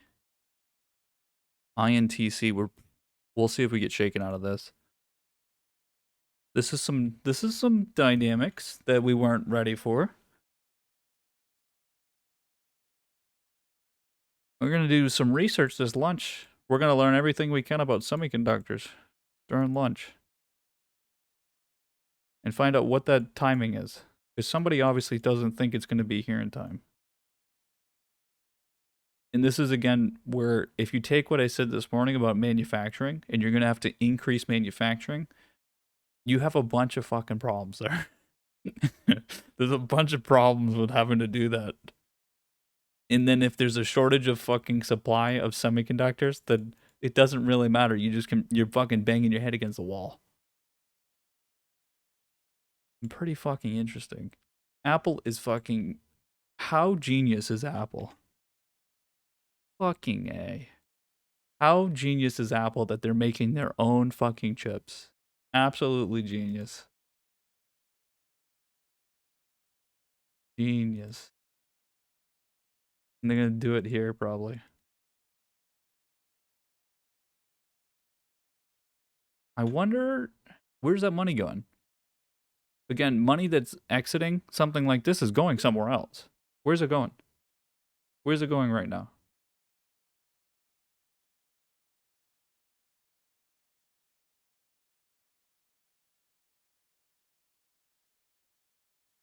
No one's buying bonds. Where's that money going? It's not leaving the market. It's not leaving the equity market. If you were in, okay, we're talking about we're talking about automobiles. We're talking about value. You're in value trades. You're in value trades that are specific to a shortage in semiconductors. So you sell those value tickers and you sell semiconductors. Where do you put your money? You're in CAT, you're in the big Taiwanese semiconductors. Where do you put your money?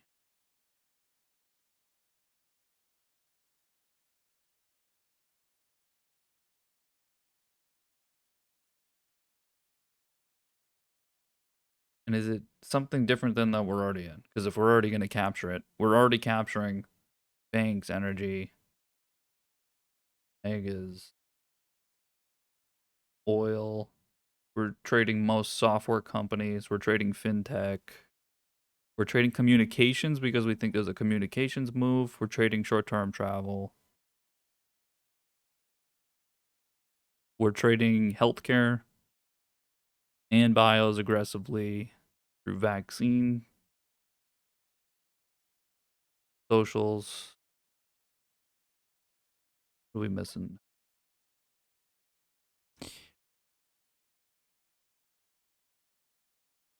Where do you put your money? We're trading chemicals through value. Who fucking benefits from this shit? Is it just the megas? Hmm.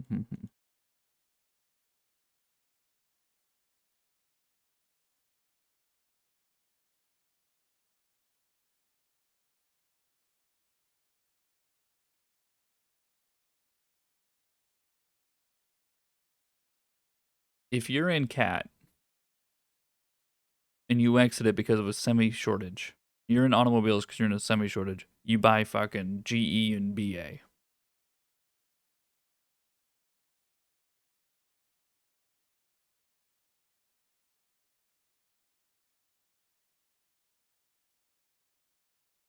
Let's go. And I think that's a short term bet. These are obviously long term trades, but I think you put a little bit short term on there, betting on the fact that you would transition out of those trades because you think there's a supply shortage and you think it's in this quarter. And so if it's a this quarter trade, then we don't need to capture the whole quarter. It just needs to be by the time people realize. So if we go trade BA and GE right now and take a short term trade, maybe even May monthly short, and just hold it for 2 weeks, maybe push it a little bit further, but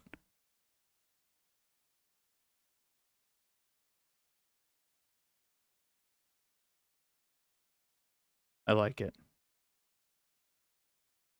God, it's so easy to convince myself to do things. Fuck.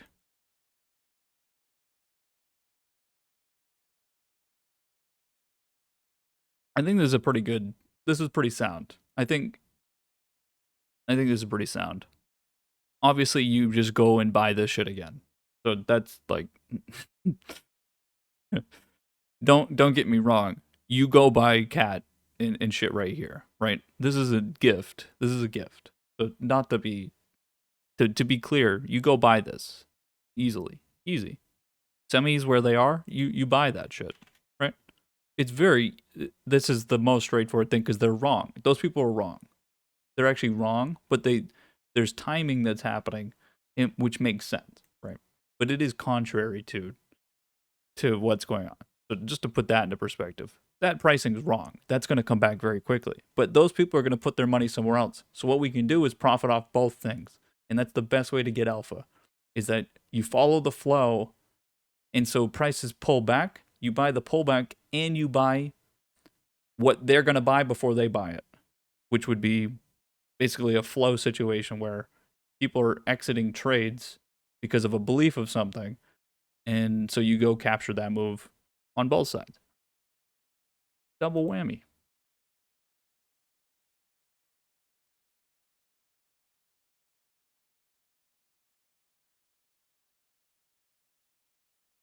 By the way, this has not moved yet. No one's trading it. I can't even exit the trade. So I was going to exit it because I'll just wait till tomorrow, but never mind. Literally never mind. Not even worth the fucking trouble. Like 4 people.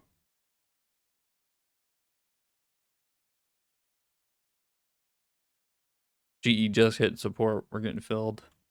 BA was already starting to come off support. Those are nice. Those were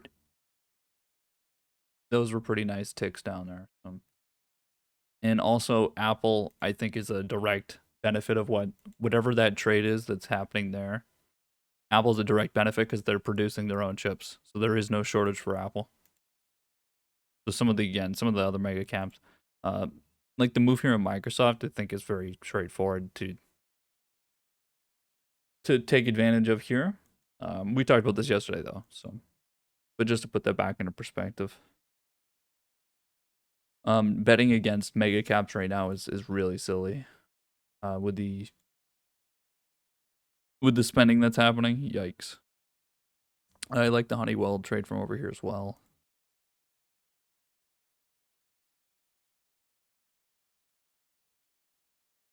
Oh yeah, this is the other thing that I was talking about. We'll see what this Disney move is. I'm in this position for a long-term trade, but this is one of those examples of something that you're just going to sit in for a little while. Not clear. What, has Disney got a shortage of semiconductors as well? Eh.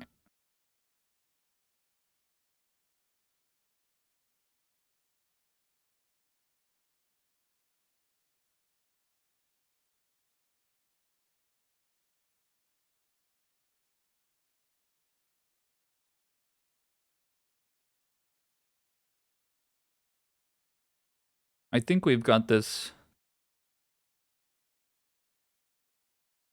this sector down right with this communications and everything that's happening with whatever, if something is happening with the big companies.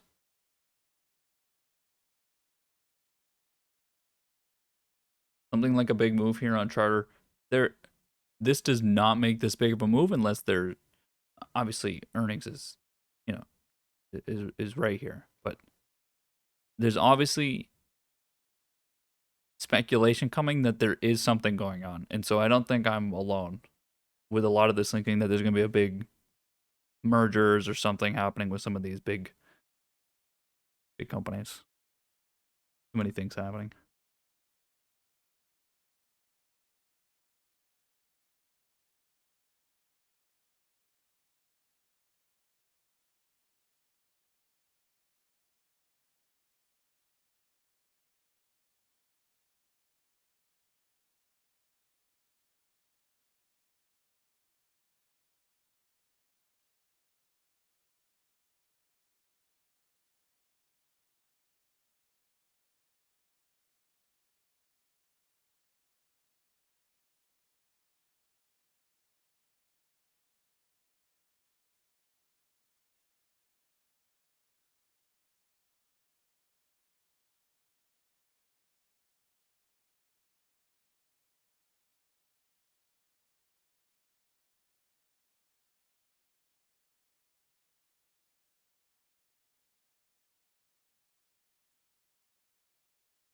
$10.47. This is gonna come back. I wonder if we're gonna get a whip. We haven't seen any intraday movement at all, but I wonder if we get a whip here.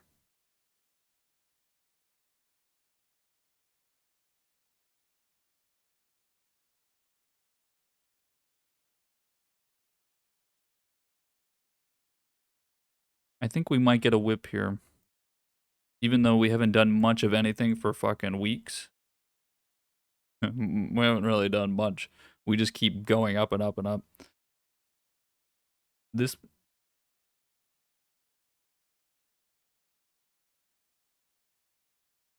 think we're picking up speed. I think we're picking up some speed.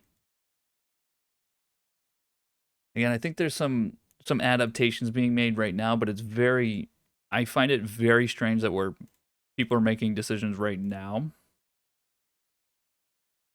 But I think it is happening in the sense that we had the economic numbers and then no one did anything. We were just hanging out, and now I think you're gonna get the demand coming right now. Feeling it. Feeling it.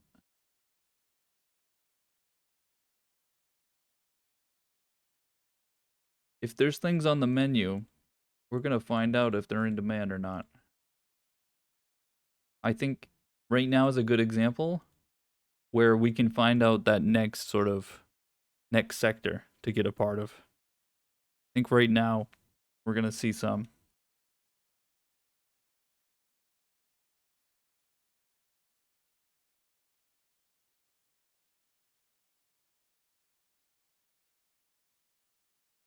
This kind of stuff, the consumer stuff, we this should be the most obvious. Anything that's consumer related should already have been moving. That's what I meant by this morning. This shit should have already been making a move. If this kind of stuff whips from here, then it's literally just bored bankers and bored traders because they have nothing. They're just fucking bored. And so they just let it sell the whole morning until they wanted to buy it anyway. So just fucking bored, I would say. Like honestly. Because I think this stuff is pretty obvious.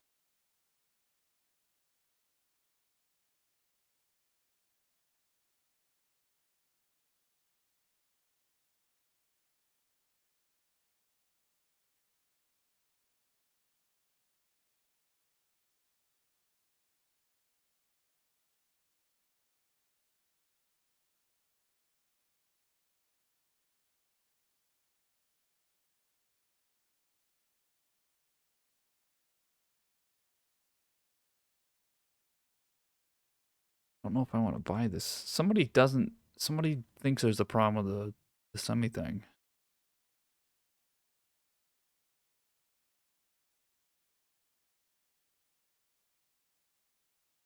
But they think it's good for semis.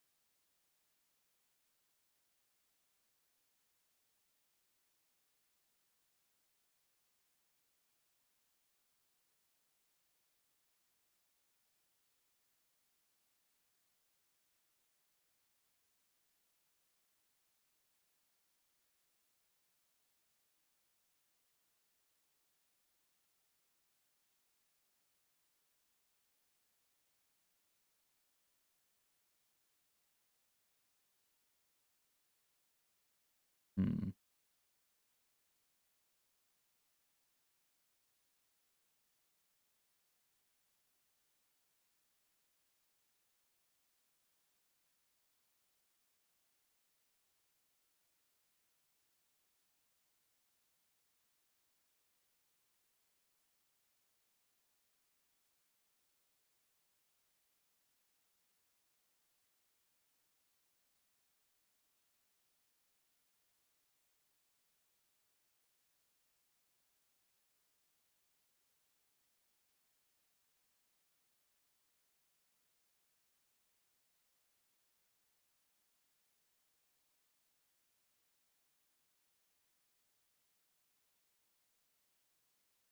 If Europe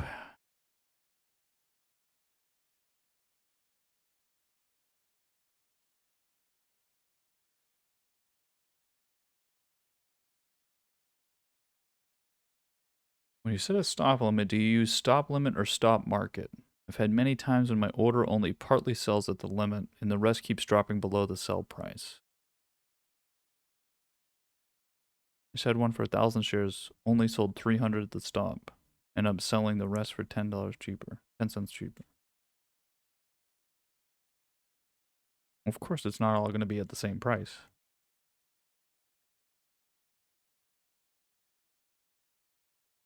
But for those wondering, basically always use the stop market. Should be a market sell.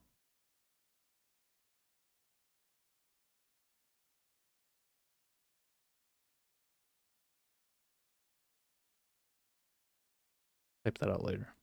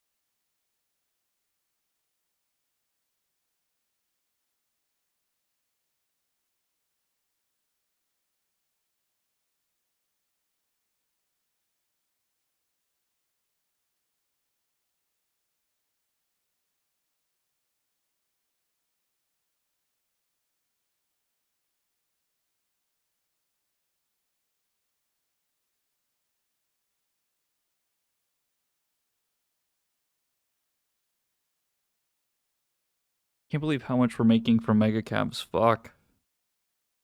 Silly.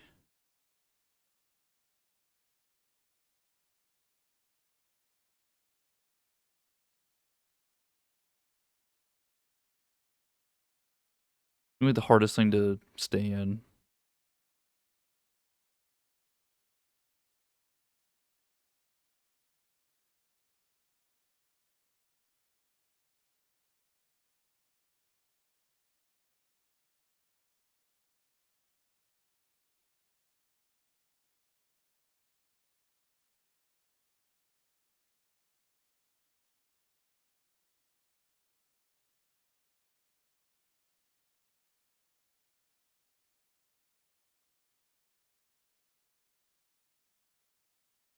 This is all gonna get bought. Like, some of this price action is so dumb.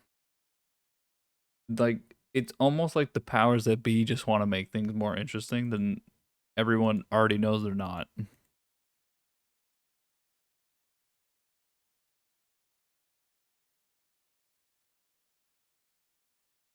And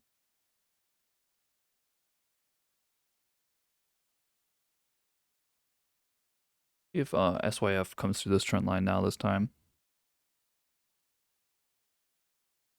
come back through.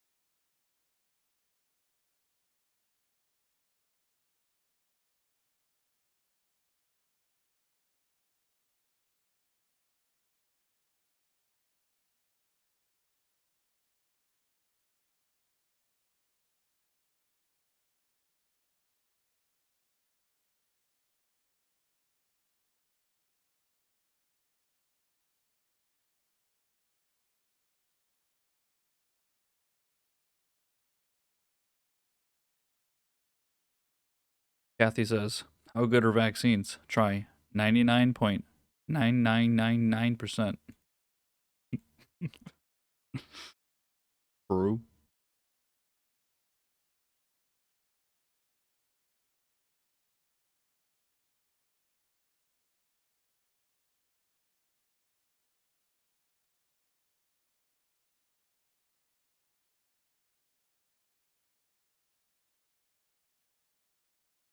Bitcoin is facing a make or break moment in technical show.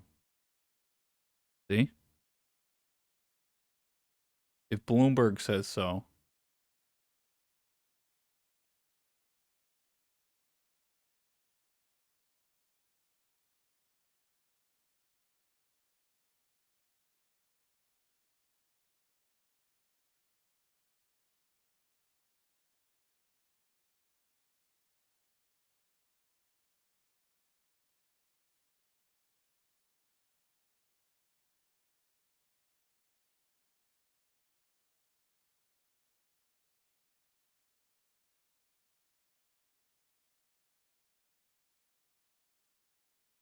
Dogecoin to the moon?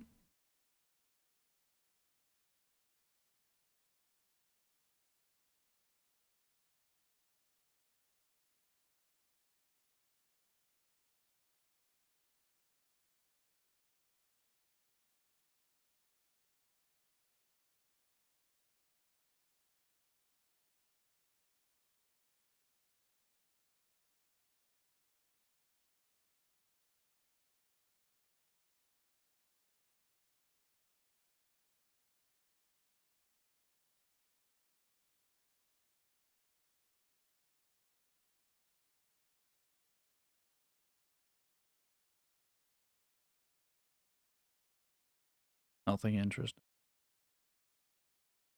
Nothing.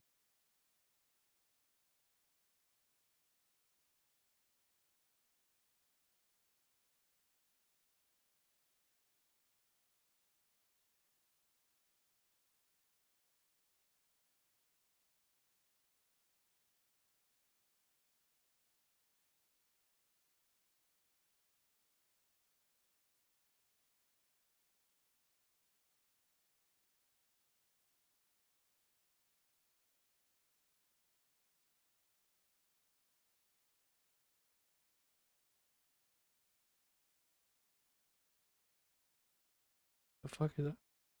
Like a boat driving down Fifth Avenue. Big old boat horn. And unbelievable. Play some dumbass parade with a boat.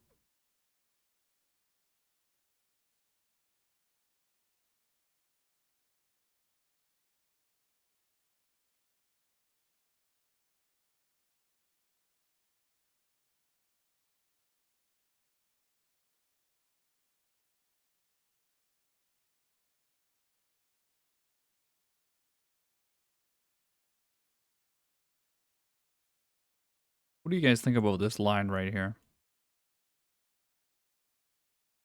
How's that make you feel? That's a good one. That right there is what we call a good line.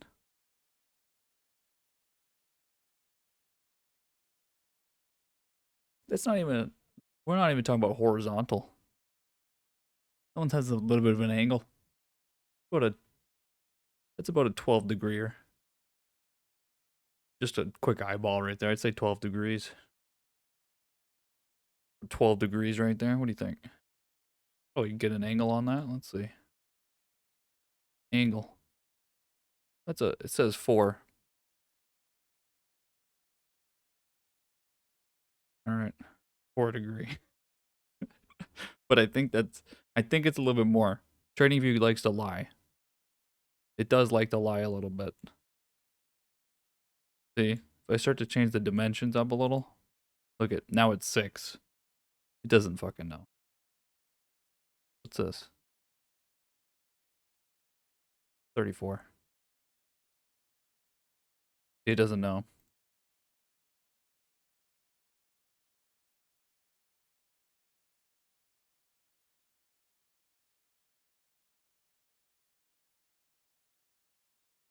but it's not flat.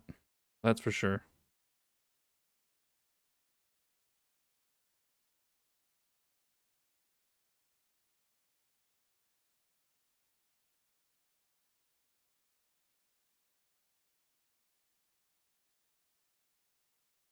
EA trend lines at 150.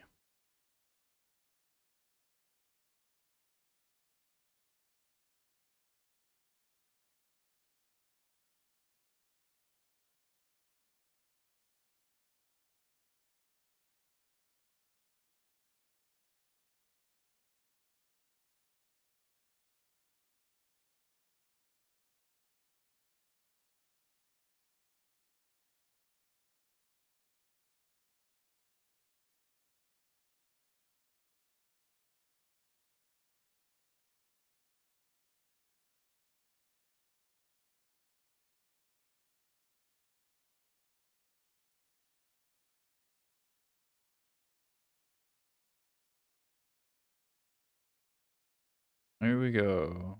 Coming back. Yeah, yeah.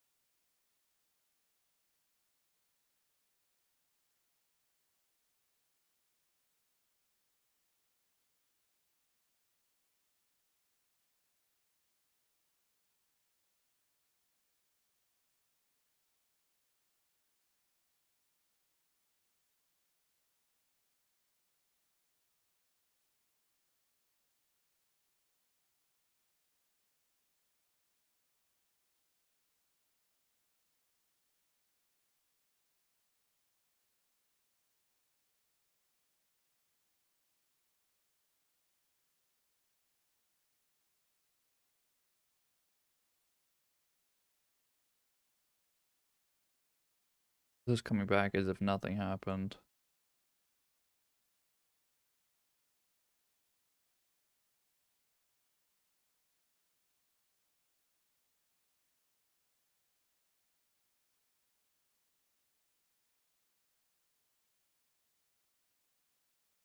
Bios and the Dow get beat up.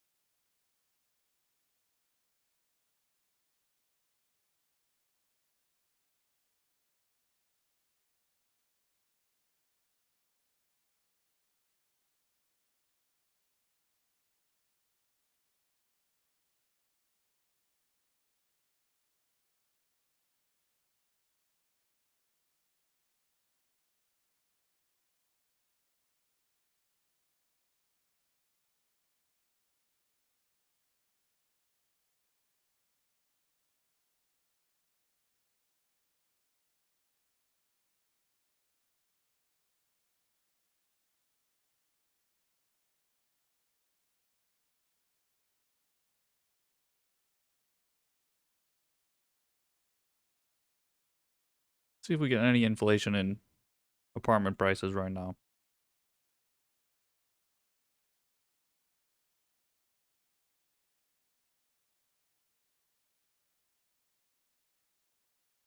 In my vicinity.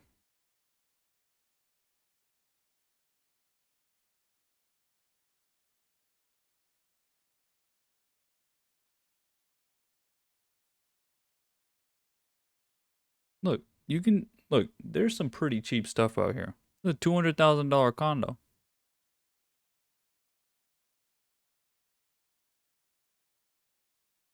Now I don't think you actually own that, but it's just a condo, but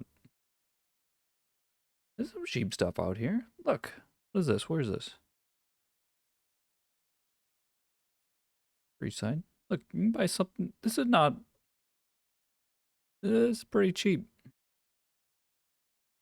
There's some cheap things out there.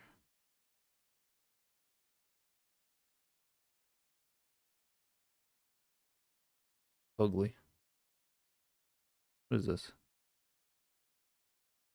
What building is this?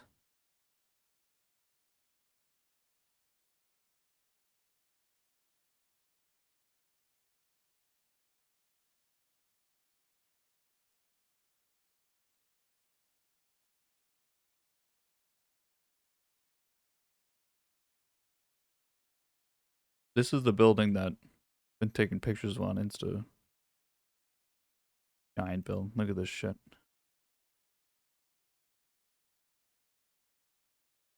Disgusting.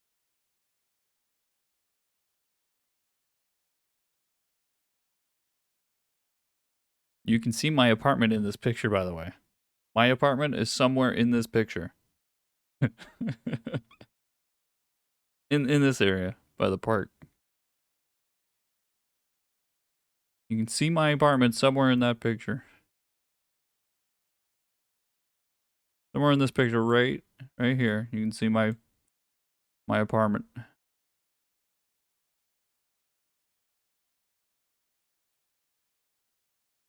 Okay. Somewhere in this picture.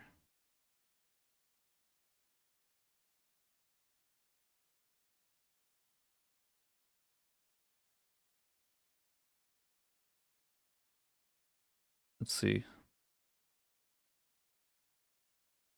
I think I'm giving my address away.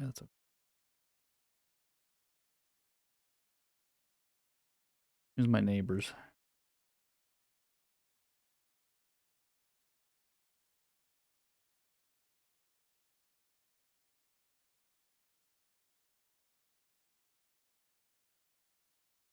What are the other apartments?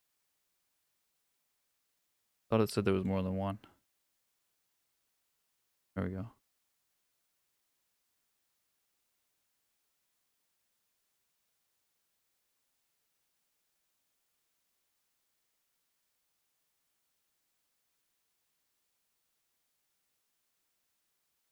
questions.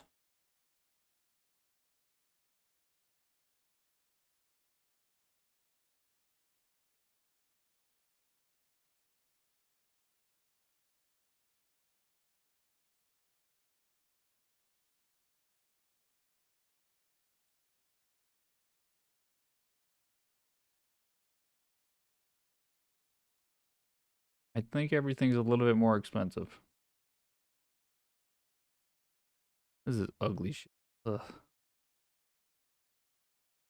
Everything around here looks a little bit more expensive.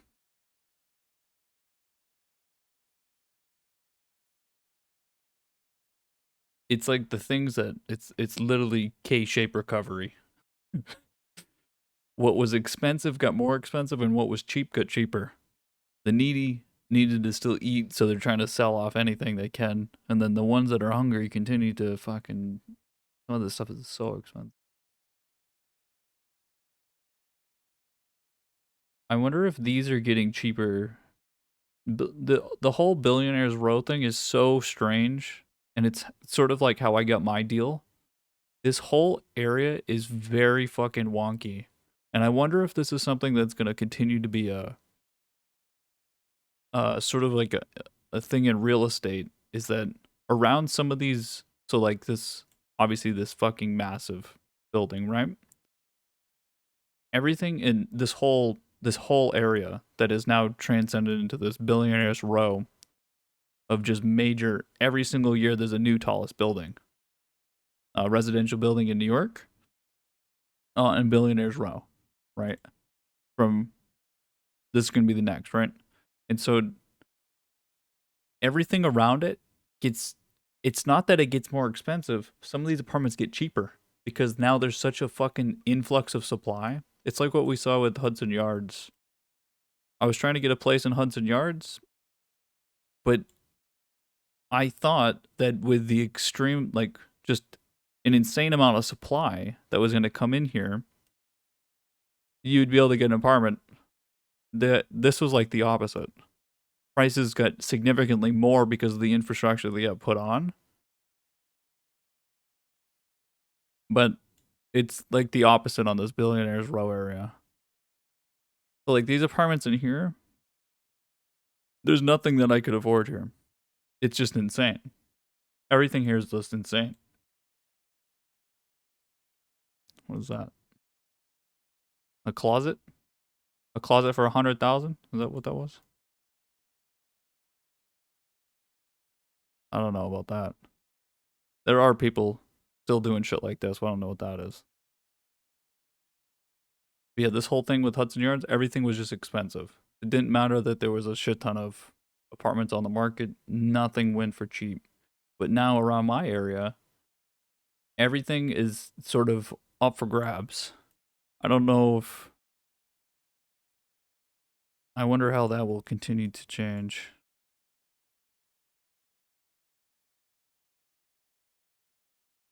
And if that's a consistent concept I can use for other things.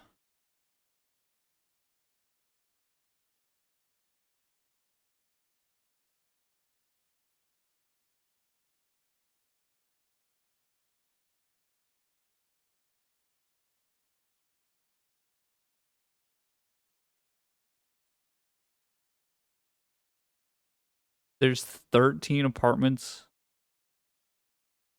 for sale at the Plaza Residence.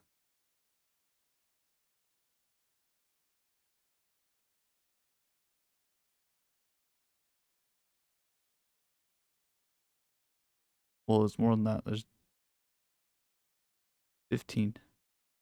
There's 4. That's probably not a good thing. I had a lady friend of mine back when I was in university. I used to go study with her, quotation study, for our philosophy class. She lived in the residence. Those people never fucking leave.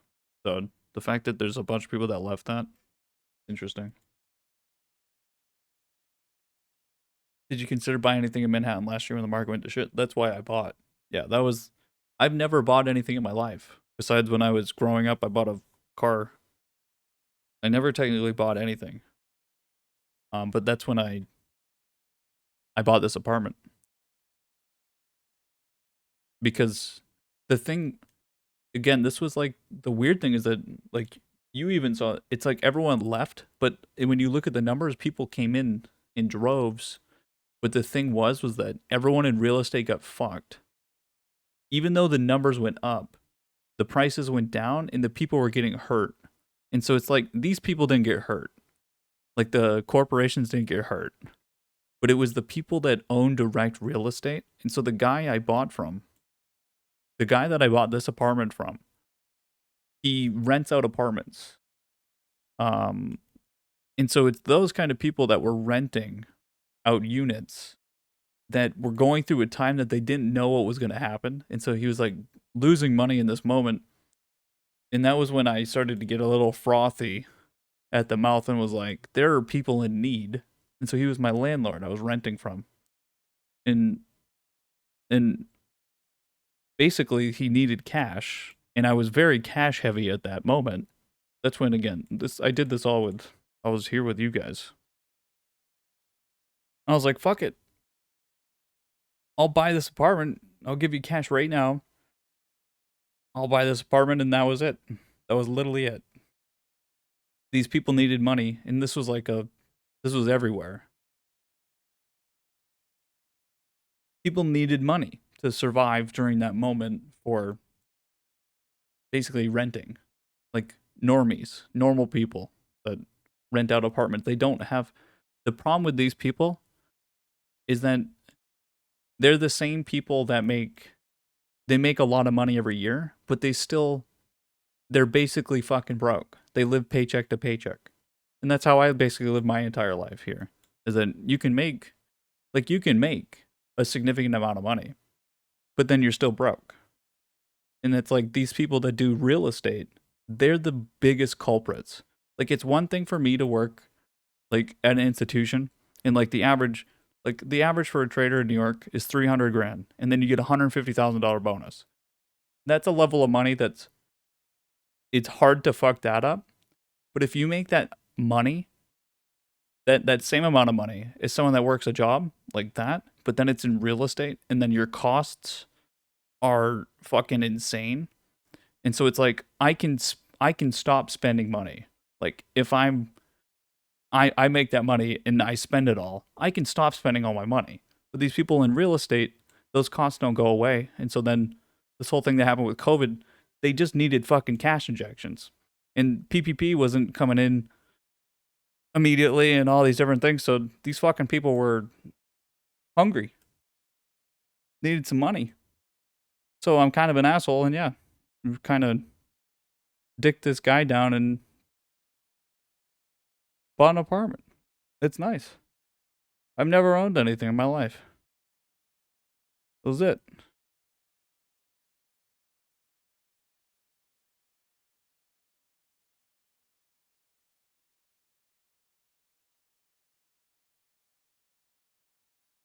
Probably could have.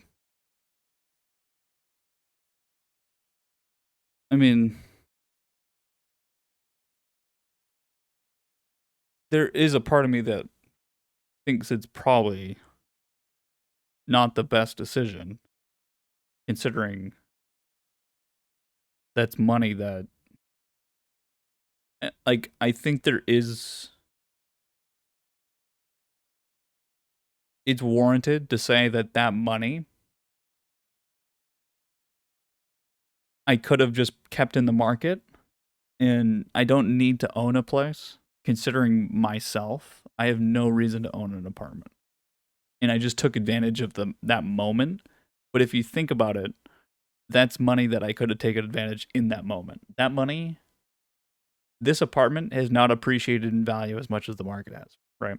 And so really what it was an emotional decision to save my money from myself because I spend my money. Like people that know me, I just spend all my money and then I'm broke even though I'm making money. And so it's this awkward situation where I basically told myself that if I buy this apartment, then I can't spend that money anymore. And that probably will save me in the long run. Now, incidentally, it kind of came in. I just said incidentally because Spoon said Z. But it came into the moment where if I actually kept that fucking money in the market, then obviously we'd be in a different situation here. Maybe I could buy one of these apartments. But the problem also was in that moment, up to that point, when I talked about this, up to the point that I made my first $1 million, I only would trade with $100,000. Every time I made more than $1 of 100,000, I would take profit on that and put it into. That's when I would put all the money into Bitcoin. So I put 100 grand into Bitcoin, right back in June last year, and that was I was still every time I'd make anything over 100,000 in my portfolio from my equity account, I would put that money into Bitcoin, and then when it was at that point, it was just cash because I couldn't trade over 100,000. Not through that not through that very active. I was getting up to like 100 positions every day, right? And I was very active. It was very hard to put more money than that because it was very active trading, short-term trading, right?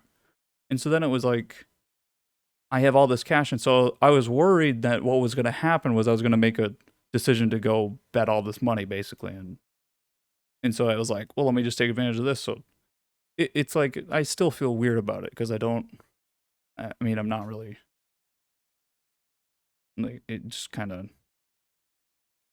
I I pay 5,500 a month here for this apartment. I could just pay 5,500 a month in rent, right? So it's like, what's the fucking point if that's what I do for my living anyway? Is investing in trading things, right? So we'll see how long I'm actually here. Because if I can sell this for obviously I got it for a discount, so I would need to maybe it might I don't know really I would need to 30-40%. It would need to be something like that for me to do it, but because it's just a pain in the ass to have to no. I don't mind moving, but I have to go through that process is a pain in the ass. Yeah, these are more expensive.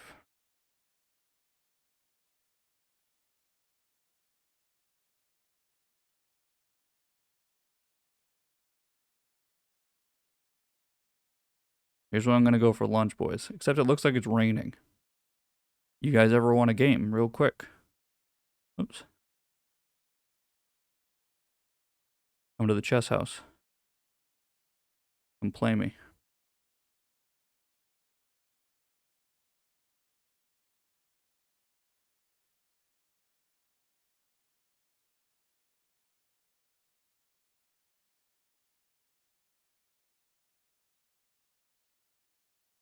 Fuck is this?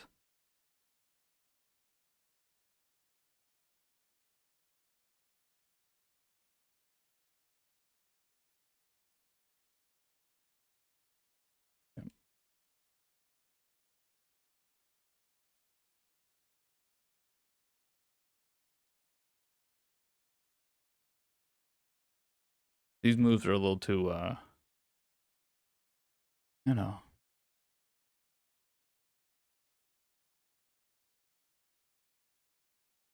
For Z here, I don't know.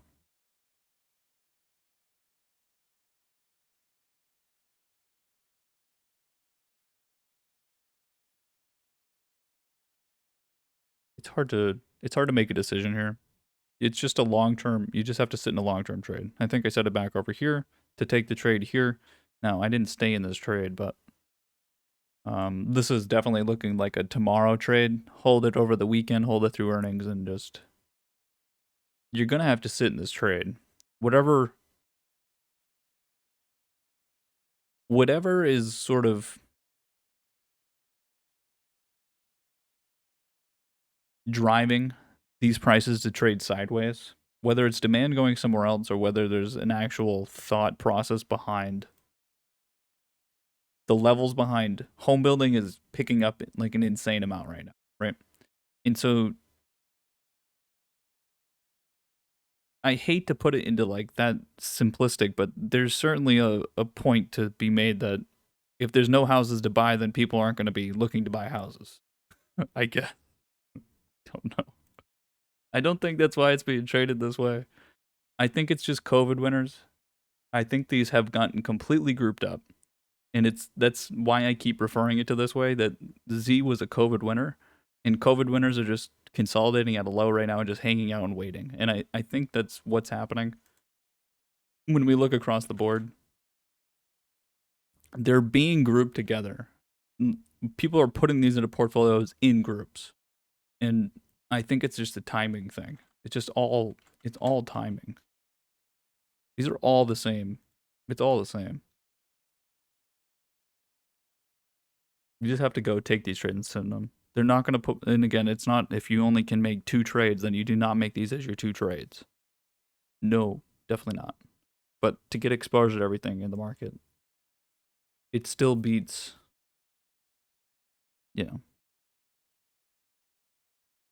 you'd want to be in it somehow, get exposure somehow. Just going to take some time.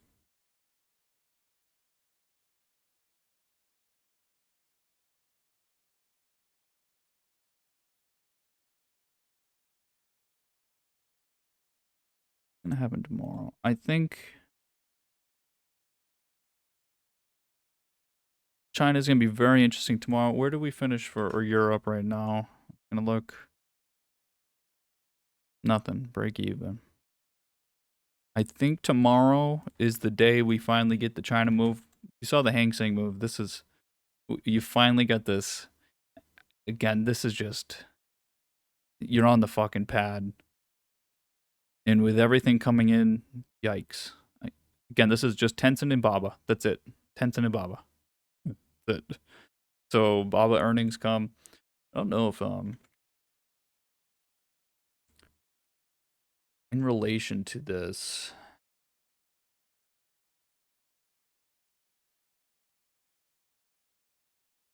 probably be opposite. Probably opposite.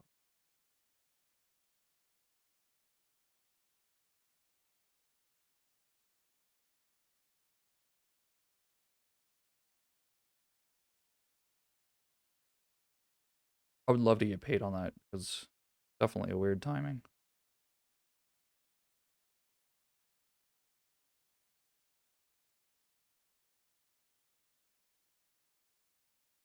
All right, who's the next to do buybacks? I need to start. What I need to do is, because I'm realizing that this slower, since I know I'm just sitting in long positions and that we're slower, I'm being a little bit lazy. What I need to be doing during lunch is watching level 2 for buybacks and looking for that data, because people are not very good at doing that. Not something that people know how to do. So I need to be looking through and finding orders that are being placed.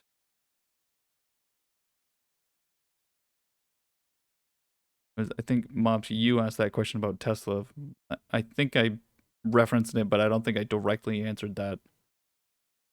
But for like that Tesla chart that you posted, that's not, I mean,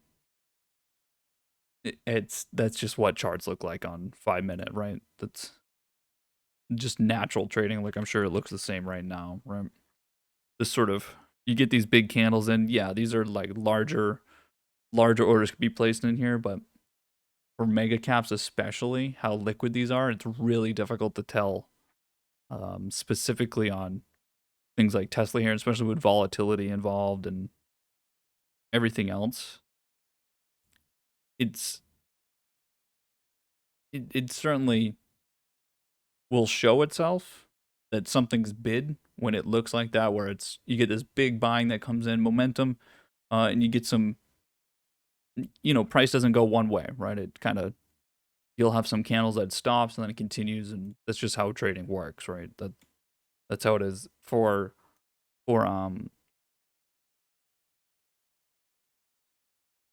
periodic orders coming through.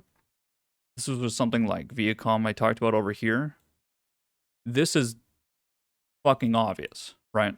When you look at this chart right here, this is just this, you don't even need to look at level 2. You can look at the chart here and you can go, okay, that someone placed in the same fucking order and doesn't even care that everyone can see it. Every single open, the same order, right? This was over weeks of time, just the same order, right? And it's the way you look at it on the chart is it's not so much the relationship between that one big buy candle and then the other small candles. What it usually is it's sort of a moment of time that everything is again if it's an order, a big order that's coming in and being periodic. um it's not so much like when you look at a 5 minute and you have like a big candle and then some sell candles and another big candle, and that's like somehow the buying. When an order is going through, and I've been on that side of things, when someone wants you to place, is someone's having you place an order for them, right? What you're doing is they don't care what the price is. They just want you to fill their order. And so you're just throwing the order to the exchange and getting it filled. And that's where the candle will stand out, that it's an order that's being placed by institutions, because it's just getting fucking filled no matter what. And there's no trading. Like that picture that you showed on Tesla, that looks like trading, where you're waiting for price to pull back a bit and then putting the trade in. This here, you don't care what the fucking price is, what's happening. You're just placing the trade, right? And this is how you know it's institution. And that's when you go look at level 2. You can tell when these things happen because the order will just get fucking sent to the exchange and wait to get filled. And what will happen is you'll get a candle like this, where the candle will just, it's obvious, right? When you look at it visually, it's obvious. And what's happening in that moment is just we need to buy a certain amount of shares. And so the order gets put on, and that's where all the bids are. And it's going to cause price to increase pretty rapidly, right? Because you have a lot of bids coming in over the actual liquidity there that's for selling. This is where there should be a difference between something like this and then something like Apple, because there's just a significant amount of liquidity on something like Apple, right? But even this will, there's times when it's pretty clear when something is being placed for, again, Apple's too large to actually have it be seen.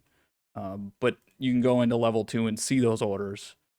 And you're not going to see it visually on the chart, but you'll see it in level 2. And that's where, like right now, I can just, what I should be doing is trying to find shit that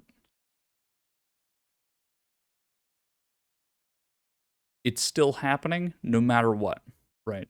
These trades happen no matter what. That's the whole way that you find these, is that you can go to level 2, and no matter what's happening with the price, that order's still being placed unless they stopped.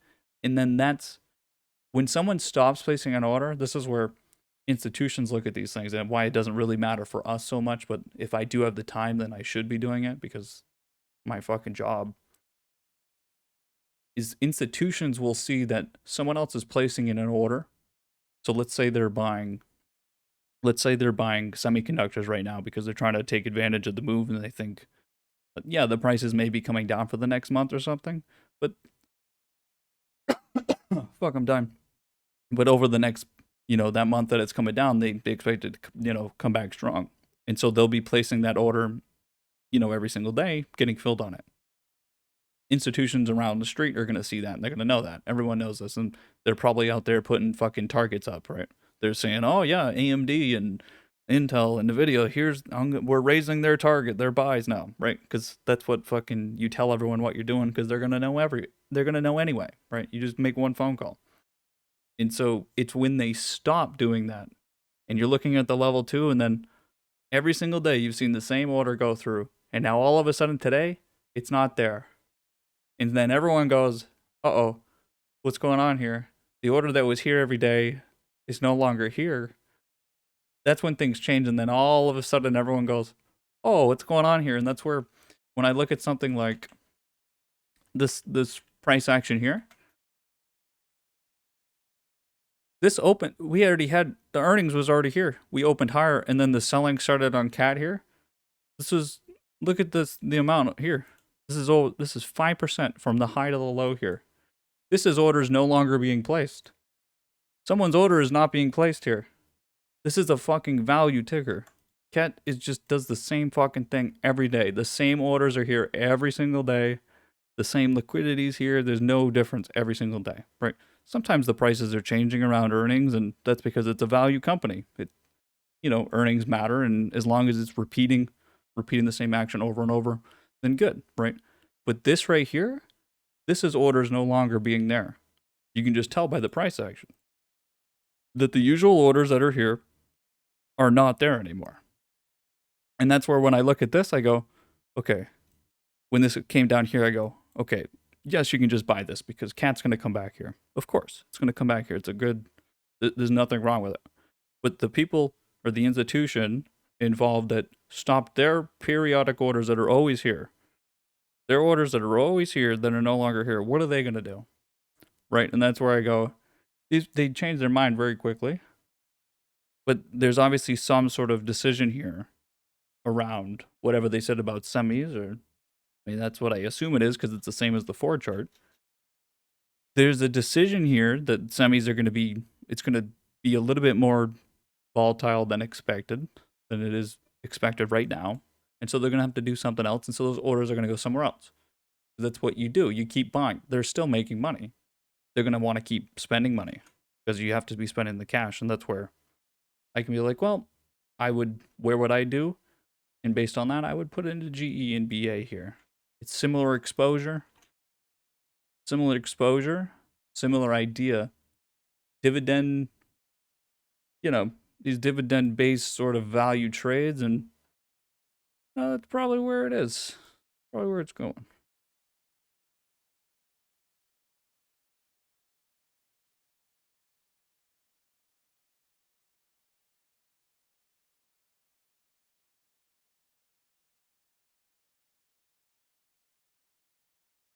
It's usually the whole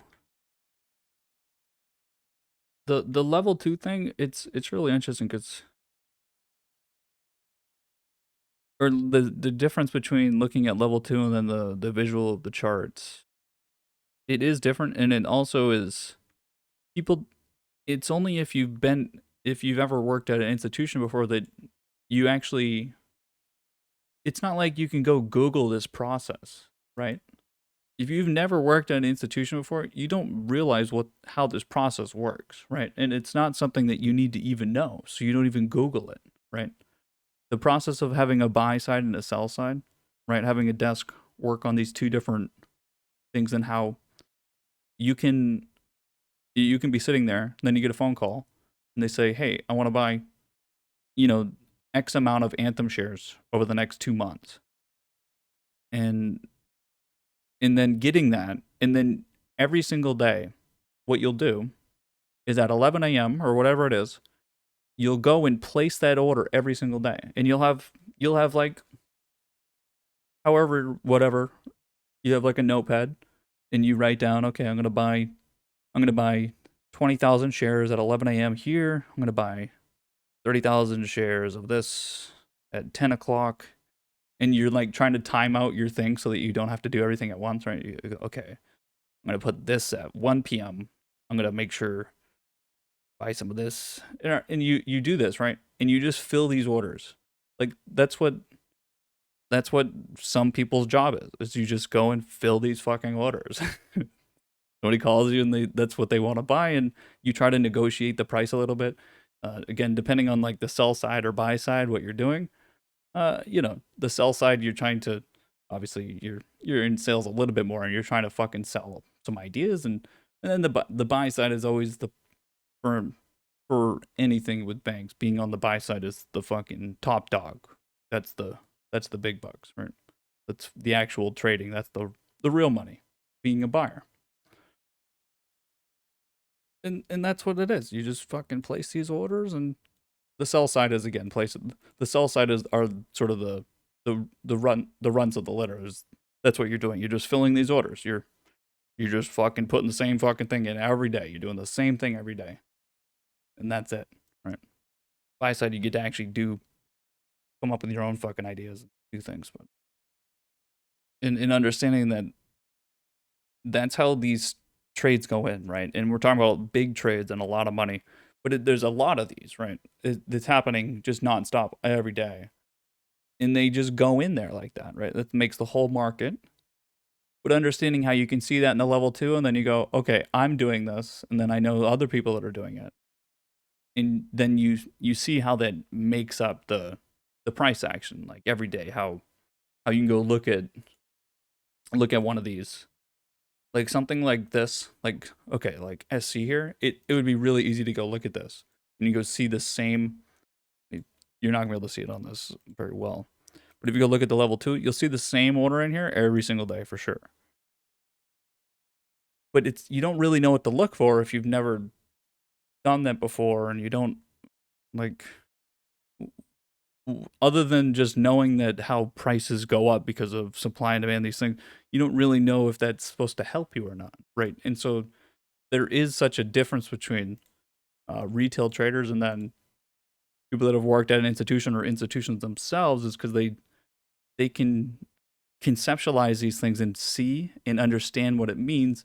And sometimes that extra information actually leads people to making bad decisions. And this is where, when I talk about fundamentals, all of us retail traders and normies, we want to be able to look at these numbers and then make decisions. And we go, oh, because this company is going to, I think that due to the recent climate, they're going to be able to do these different things. And, it was a little bit more snow this year, so I bet snow tire companies are going to do a lot better, right? When we start to do these things where we try to come up with ideas and we think we're being smart, right? These things and trying to find information usually just lend to us making worse decisions, because the extra information is actually causing us to fuck up, like, right? And sometimes that's exactly what things like level 2 data does, is that if you don't actually know what the fuck these things are, then it's not going to help. And then it's the same thing when you look at the difference of, if you have a trained eye to looking at price action. Like, I can just sit here all day and tell you what the next candle's going to be, right? I can just sit here all day. That there's no problem. I can sit here all day and tell you what the next candle's going to be. These things, right? And it's the same. These things don't exactly translate very well for everybody, and they mean different things, right? And the timing means different things, and yeah, I don't know. It's all bullshit. All bullshit anyway.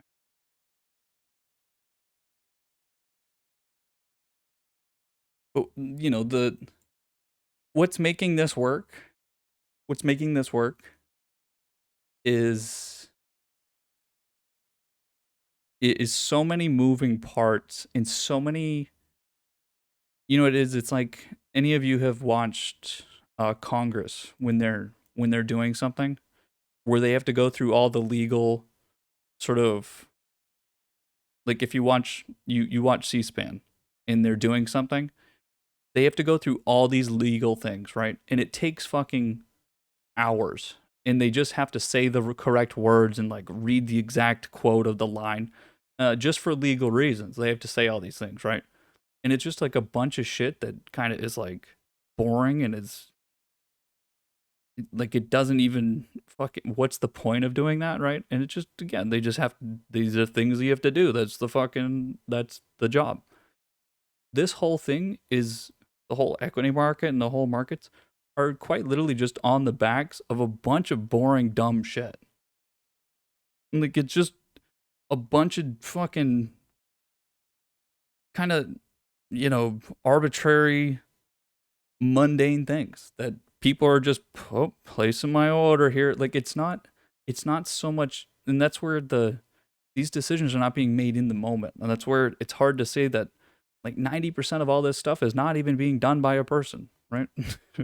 It's coming from some big idea, and then the orders are being placed, and people aren't really so much looking at that. And that's why we try to operate in the space where we can find alpha. But this shit's just, it's just some random fucking pimply faced dude that's placing the order for someone else, that the other person on the other phone call, his boss told him to do it, and they don't even fucking know why, right?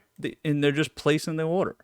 And like, these things are just, they're all part of something else. And the timing may be fucking off by months. Like you don't even know. And so like some of these things are, again, some of the shit is, you know, it's just it has to be done and that's it.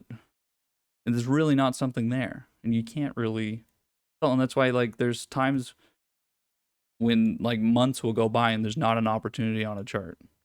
Right. That's like the thing with mega caps. The moments where you get like a moment like this where you can buy, it's like on a mega cap, it's maybe a few times a year because it's always just buy it. It's just buy it, buy it. There's only a few times a year that you need to be like, oh, I got to get out of here, and it's just again, this shit does not even matter to the long holders. They don't care. They're just buying the same fucking shit the whole time anyway. Nothing matters. Just do the numbers. Good job. Like a pension, right? Like imagine you're the fund manager for a pension. You got $100 billion worth, and you're never gonna exit anything. You're just buying shit. You're just always buying shit. You're never selling anything. You just buy it. It's all on paper. You don't do anything. You just sit around, jerk off at a table with other people. What are we buying? You're buying bonds, right? Mortgage-backed securities, some CLOs. All right, what do you got for me? And that's where you get crafty on the buy side, and then you can be like, well, listen, I got this great new idea. You should add it to your portfolio. All right, sign me up. Sounds good. Get me in there. Give me that yield. But it is funny to think about the small beans trading that we do or that I do compared to what's really being done and that we're really on the backs of. We're talking just really, you know, it's not really exciting stuff. Really not. Really not that exciting. And then that's really where like all these things that came out recently of junior bankers having to work like 80 hours a week and they're all fucking bitching and complaining about it. What's so funny to think about it is it's usually your stress level is just based on like your attachment to the job itself, because if you don't care then it doesn't really affect you. You're going to be awake anyway, so it's not like you're really doing something, but it's these people care so much. But the problem is that these people, and I never really went through that phase, they don't they care so much and they want to try to get ahead and be like the best. And like some of you may feel this with your jobs too. Not to say again, listen, I'm not the person that should be speaking on these things. Speaking my mind. But like I don't like I fucking know. Um but they just like they're so emotionally attached and they want to be like great at this job and they want to be get a promotion and they want this to be their career. And so they're so emotionally invested, so they get so stressed and so tired. And so like that 80 hours is just fucking mentally draining because they're so focused. And then you have someone like me who's a complete asshole, doesn't care about any of these people, who's just there to make money and doesn't really care about, like, I'm just there to prove that I'm good at my job. And I don't really care about repercussions or anything else, or fuck my boss, don't care. Like, these, this sort of like, I'll work the same hours, but I still have energy to go do something else. And there's like, it's like that understanding of what you're doing. It's like, we're not even making anything or doing anything like important. You're not even doing anything. You're placing an order for someone else and you don't even have to make a trade. You're not even doing anything. Like there's nothing special you're doing. A fucking child could do it. Literally. But it's just because of your proximity to what it is and how much money it is that it's important, right? You're not doing anything. Like I never did anything. Literally. I never had to propose anything. There was, but you get paid a fucking assload of money. And so it seems like there's pressure. These people are not very smart, but they have fucking, or like they're not making smart decisions or something, but they have master's degrees and fucking doctorates and shit. It's like, for what? For what? What are you guys doing? Like, and then what is the hours? The point? Fucking point of the hours. And that's why I always have respect for people that work at like scum of the earth Deutsche and that do shit like that, is that there's some personality there. In sort of, you can find the individual within some of those moves, and it's gotten more like that. That's like Goldman. Goldman is, you become a partner at Goldman, and it's like very individual. But like the rest is like you're just a cog, right? And that's the whole thing, is just this whole thing's a cog. There's no personality in anything. And that's why I like the method I use. It's personal. There's actual, there's people behind what we're doing. It's not just that there's an orders being placed. But you have to use that as a baseline, of course. And you have to find that. And you have to find that so that you know the baseline. And then you can operate from that baseline. So it's like, okay, if I know this order is coming in every single day, then that's the baseline. That is the trend. And then you can work from that point. But if you don't understand that that's the baseline, then you're looking at things through the wrong lens. And that's where you start to look for fucking, oh, maybe I have some information here. And I'm reading it on Twitter that here's the numbers. And oh, maybe these things. If you just knew that there was fucking the same, these orders were being placed, right, then you'd have a different understanding. These kind of, they're definitely different things. That's why I always make fun of people. I have people that DM me still. You guys are fucking messaging me that, oh, they might have sold out of this, or they're definitely maxing out the orders. I'm like, what does that even fucking mean? What does it matter? Who cares? What's the point? Who cares? That's great. Wow, they're sold out. They already did all the pre-orders. Wow. What does it fucking matter? Does that mean that more people are gonna buy it then? Like, what does it matter? Fucking tell me the fundamentals behind, what did Wiz post? How Tesla makes money. Like, yeah, the government gives them money. Good job.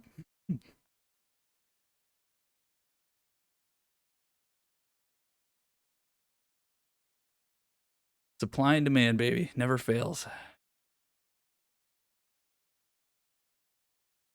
Never fails.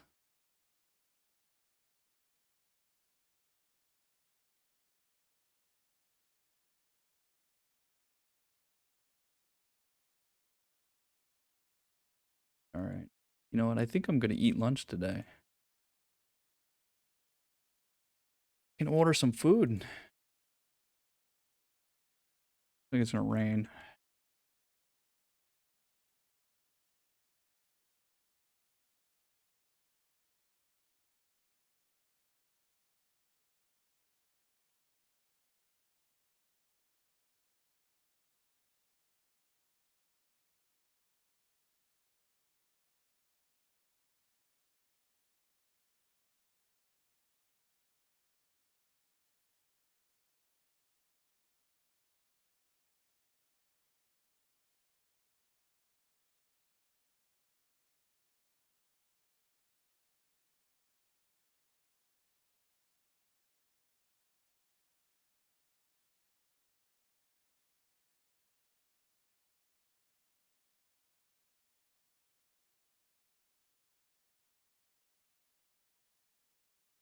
I think what we're gonna do is we're gonna stay away from anything that is getting beat up. We'll stick with what's doing well. Not gonna chase anything. If I didn't capture, I'm gonna uh stick to the long term, and then obviously the short term trades that we've been talking about, taking those, and then or any charts that I've had from the past, and like this sort of thing starts to happen here, where these consumer sort of areas that today I see the economic numbers. I'm doing the rational trade that sometimes it doesn't work out. Sometimes you get these economic numbers and then nothing happens. And today was like an example. But just because no one else is doing it doesn't mean I'm not going to make those trades. And so again, I've been looking at things like PG, for instance. I talked about those were coming down, even though I was bullish on that. It came down, so I bought it just a couple days ago. These things that are revolving around the economy, buying these things, and I'm betting on the people to keep spending money and to do these things. And these trades are working out. And I think just having the trading on ideas around the technicals, like for instance, this chart here, the fact that this traded on support this whole time, and then we get sort of economic numbers, and then the move comes in here, it definitely means that you're getting like two things right. You're getting the consumer spending went up 10%, so then this starts making a move. Obviously, earnings coming in here, right? With this, it's confirmation with these things, but these things are all coming in together at the same time. And then you still have time to go enter these, right? You don't have to sit in them. So knowing the difference between the trades we need to sit in to capture, and then the trades that we can just sort of we're literally waiting, and then they happen, right? We don't have to be very fast. We don't have to be fast on anything. So be pretty lazy. I think tomorrow everything is gonna be a wait until tomorrow for some other trades. I think I'm gonna add on the COVID winners. Definitely for over the weekend, we're gonna be holding those. So things like Zoom, Etsy, the Peloton trade, I have no idea.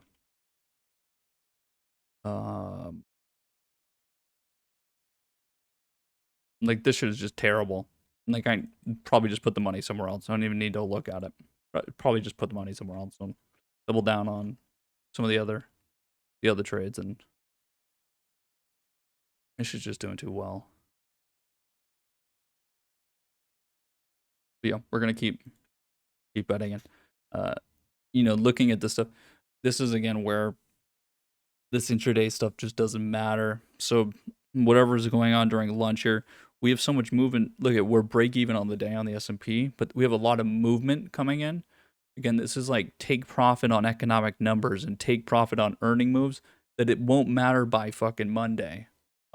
Just about any intraday moves that happen. And again, we're going to be, it looks like we're going to be up on the day when we swing back around. So some of these things are like how Facebook gapped up, and this doesn't really matter here. So some of these things, again, it's hard to know when to take it into consideration and caring about it and when not to. And there's just no way around it other than just being a buyer.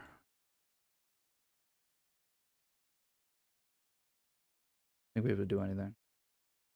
All right, I'm just my one thing is for today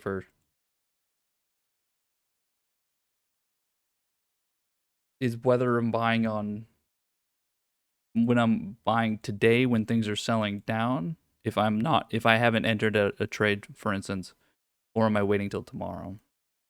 And I don't think it matters, so I think I just buy today.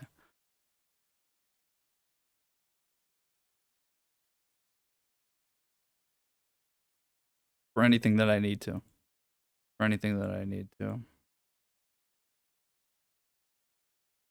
Might be right in the apex of lunch.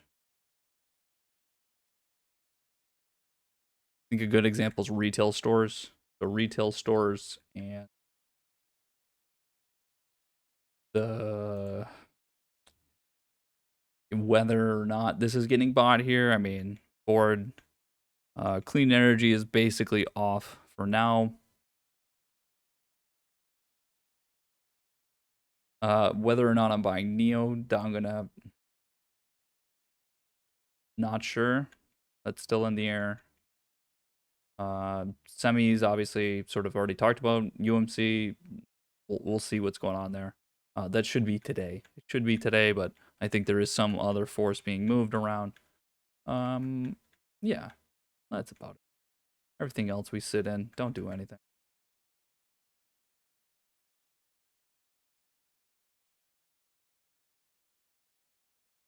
Like this on Docu, like today, see, like this kind of thing right here.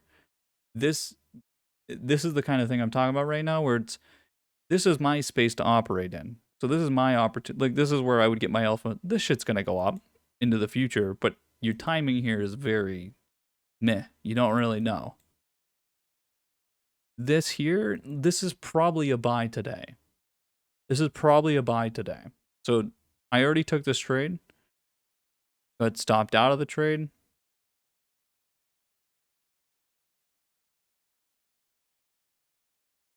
This is probably a buy. Now the timing is fucking ass because it's 12 o'clock. We've got 2 hours until volume comes back. Basically 3 hours. Since we haven't really been getting 2 o'clock action.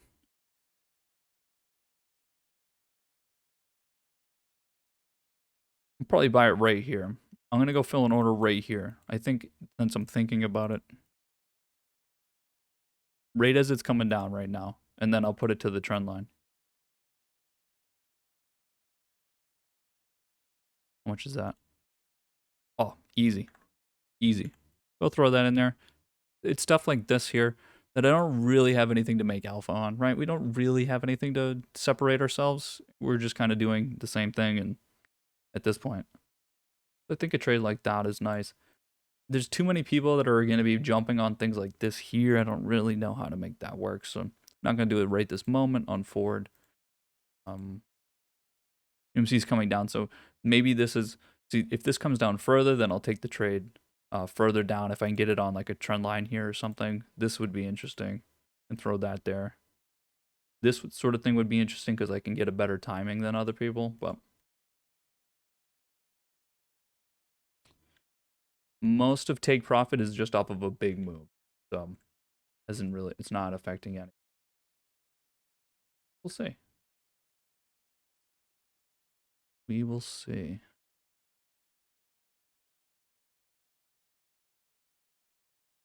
Definitely interesting. Definitely interesting.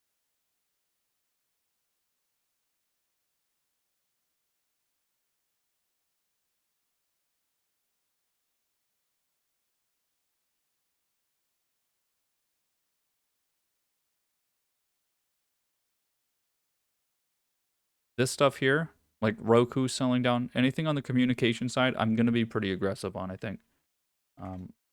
Now, you're getting it's kind of juxtaposed between the big boys and the little boys here.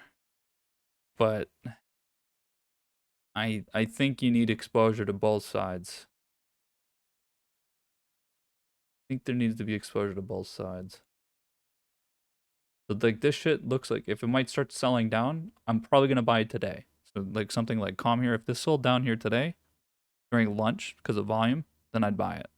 So we'll see what happens by close. Things like K, like see this sort of thing here. It's funny that this is delayed. That this is delayed here until today, right? Took this trade back over here, and then but this is off of the economic numbers. This does well, and then now it's just sitting here still, hasn't moved yet. Another buy opportunity there. AG, like we get into the trade down here at the low. It's you can't really wait for the moment when everyone's waiting for the numbers to come in, but this is like even not enough. So I do think we're actually gonna get. This is probably gonna come all the way back to the trend line today. Not very many points, but and if not, then that'll be interesting. Something different. And I do think there's a some sort of, you know what it is there's a dynamic happening right now where everyone is seeing earnings and everyone's like blowing earnings out of the water, but everyone keeps giving guidance on semiconductors. I think what's happening right now is actually everyone sees that, and so they're like, okay, everyone else that's coming out for earnings is going to say the same fucking thing. And so people are trying to adjust before each other company does earnings. And they think that everyone's going to say the same thing. And it's probably true that everyone's going to say that, oh, because of semiconductors, this is why we may have a problem. And everyone's using that as a fucking excuse. And I think that's exactly what's happening right now. Is that things like this, that Cat coming down because of semis, Ford's coming down because of semis. Everyone's going to use the same excuse. And when everyone's going to use the same excuse, it causes this sort of selling. It's not it's not so much about the individual company, it's that it's a fucking plague, and it's an everybody sort of woe. These things, yeah, I think that's where almost everything today that is sold is directly related to that shortage, which is really funny because we were already trading around it, but we were trading the opposite direction, the complete opposite direction.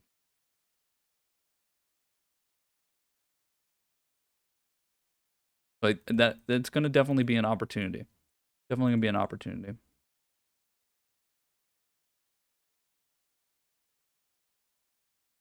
And that obviously hurts solar. So that hurts solar. So again, clean energy we're just not gonna fuck with right now. There's way too many issues with that shit. Even though I just posted those charts.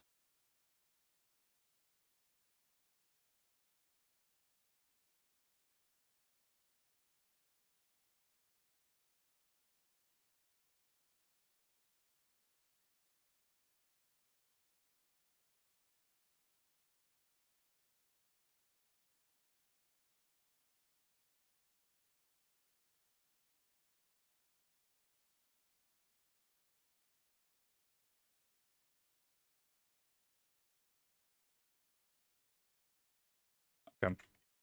Take a break for lunch. Yeah. There's gonna be some there's definitely an opportunity here.